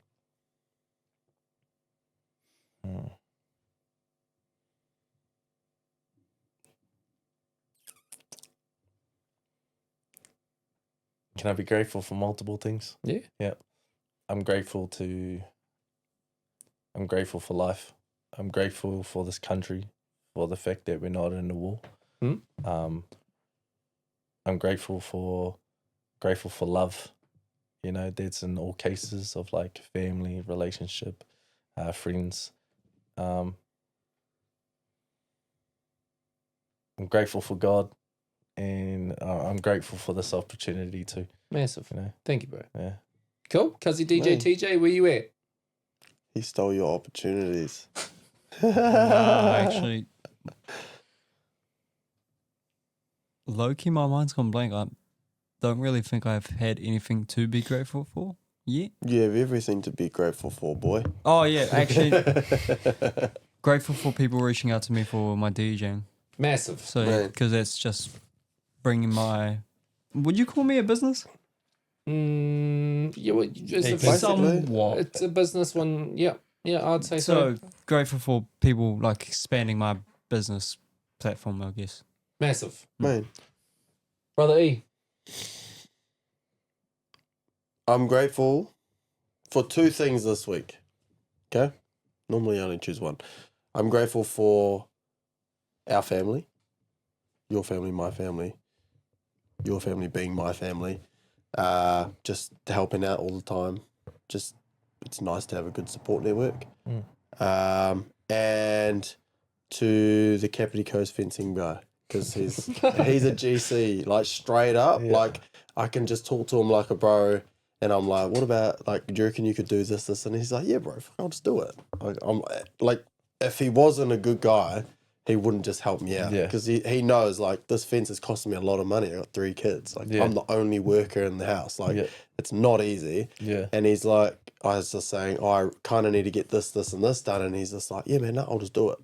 I'll just get it done. So I was like, just a good guy. Like I just rate him, so I'm grateful for him. Shout out Kapiti Coast fencing. Mm. I'm gonna just straight, bro. Like P is gonna start just dribbling out of my doodle. You're gonna have to hold it. Like that's just how. That's the point that I'm at. I've held it. It ain't just like shit's happening. Like I'm gonna pee myself, and it's like my body knows that this podcast is nearing, which is almost like that feeling you get as you're about to go I to still the got toilet. some things to say. Nah, we ain't.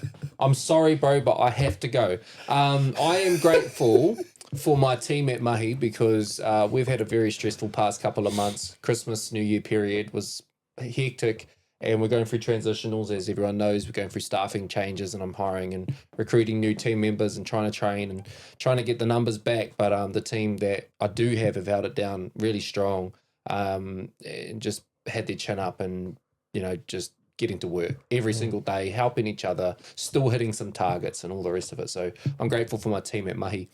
Bro, Patrick, thank you for joining us today. I appreciate your openness, man. You've got a photographic memory. The way you were revising your stories to the detail of it, it was like you could picture it as you were talking about it. So I feel like we still have more things to pick out of that story. 100%, bro. If we didn't have such a toilet emergency, and I think, how long are we in now? 3 hours? 2 hours? 2.5? We're close to 3 hours. Yeah, see, I need a pee, bruv. Is there anything you want to leave our guests with?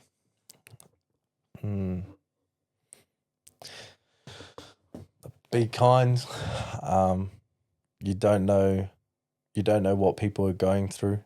We're all in the same boat together. Everyone's struggling right now.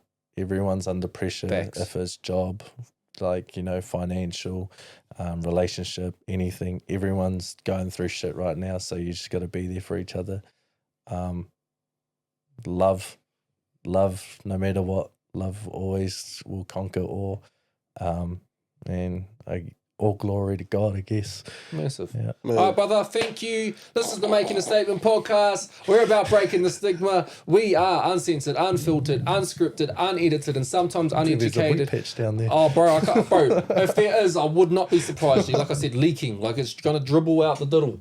Okay, so we'll be back every week, Sunday, 8 p.m. If you've made it this far, leave us a comment. Hit the thumbs up, hit the subscribe, and thank you all so much for supporting what we do and tuning in for such long periods of time.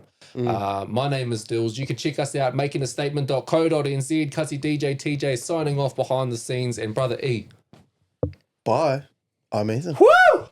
Gonna happen as firefighter, ain't nobody putting it down. I'm holding it down, no common grounds, and making a statement is the way to claim that you're running the town.